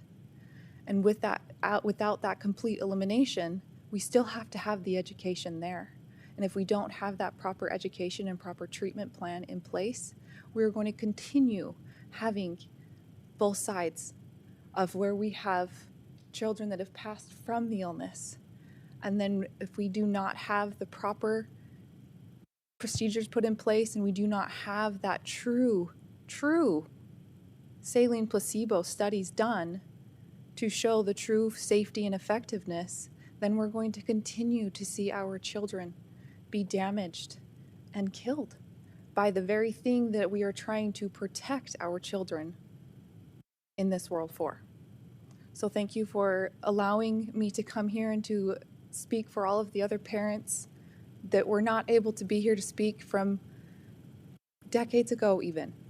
They matter, their children's voices matter, and I'm here to make sure that we make changes happen. Thank you.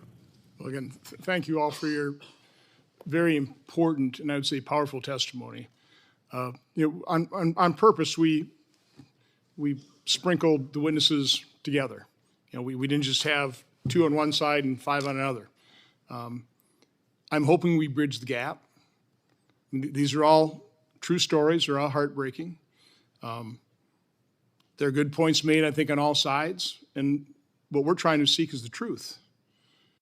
We want to know exactly what's happening. We want integrity restored to science. We want our federal health agencies credible. We want doctors, advocating for their patients, first and foremost. So again, there are a lot of issues we discussed. Again, I also am pleased with Senator Blumenthal's willingness to work with me on some solutions. Again, I don't think there are a whole lot of solutions come from the federal government, but there are certain things we do have to do. We're up to our necks in this one, so I think there's an awful lot we can do, but it starts with understanding what the reality is, what the truth is. And again, I think you've really added to the conversation in a very constructive way. I think this was, from my standpoint, a very good hearing. I truly appreciate everybody's attendance.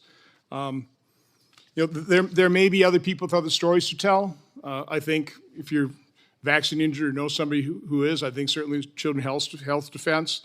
You can certainly contact my subcommittee's webpage. We have a whistleblower account. You can go on there and click here and enter your story. I hope people don't abuse that, but you're certainly welcome to do that. The hearing record will remain open for 15 days until July 30th at 5 p.m. for the submission of statements and questions for the record.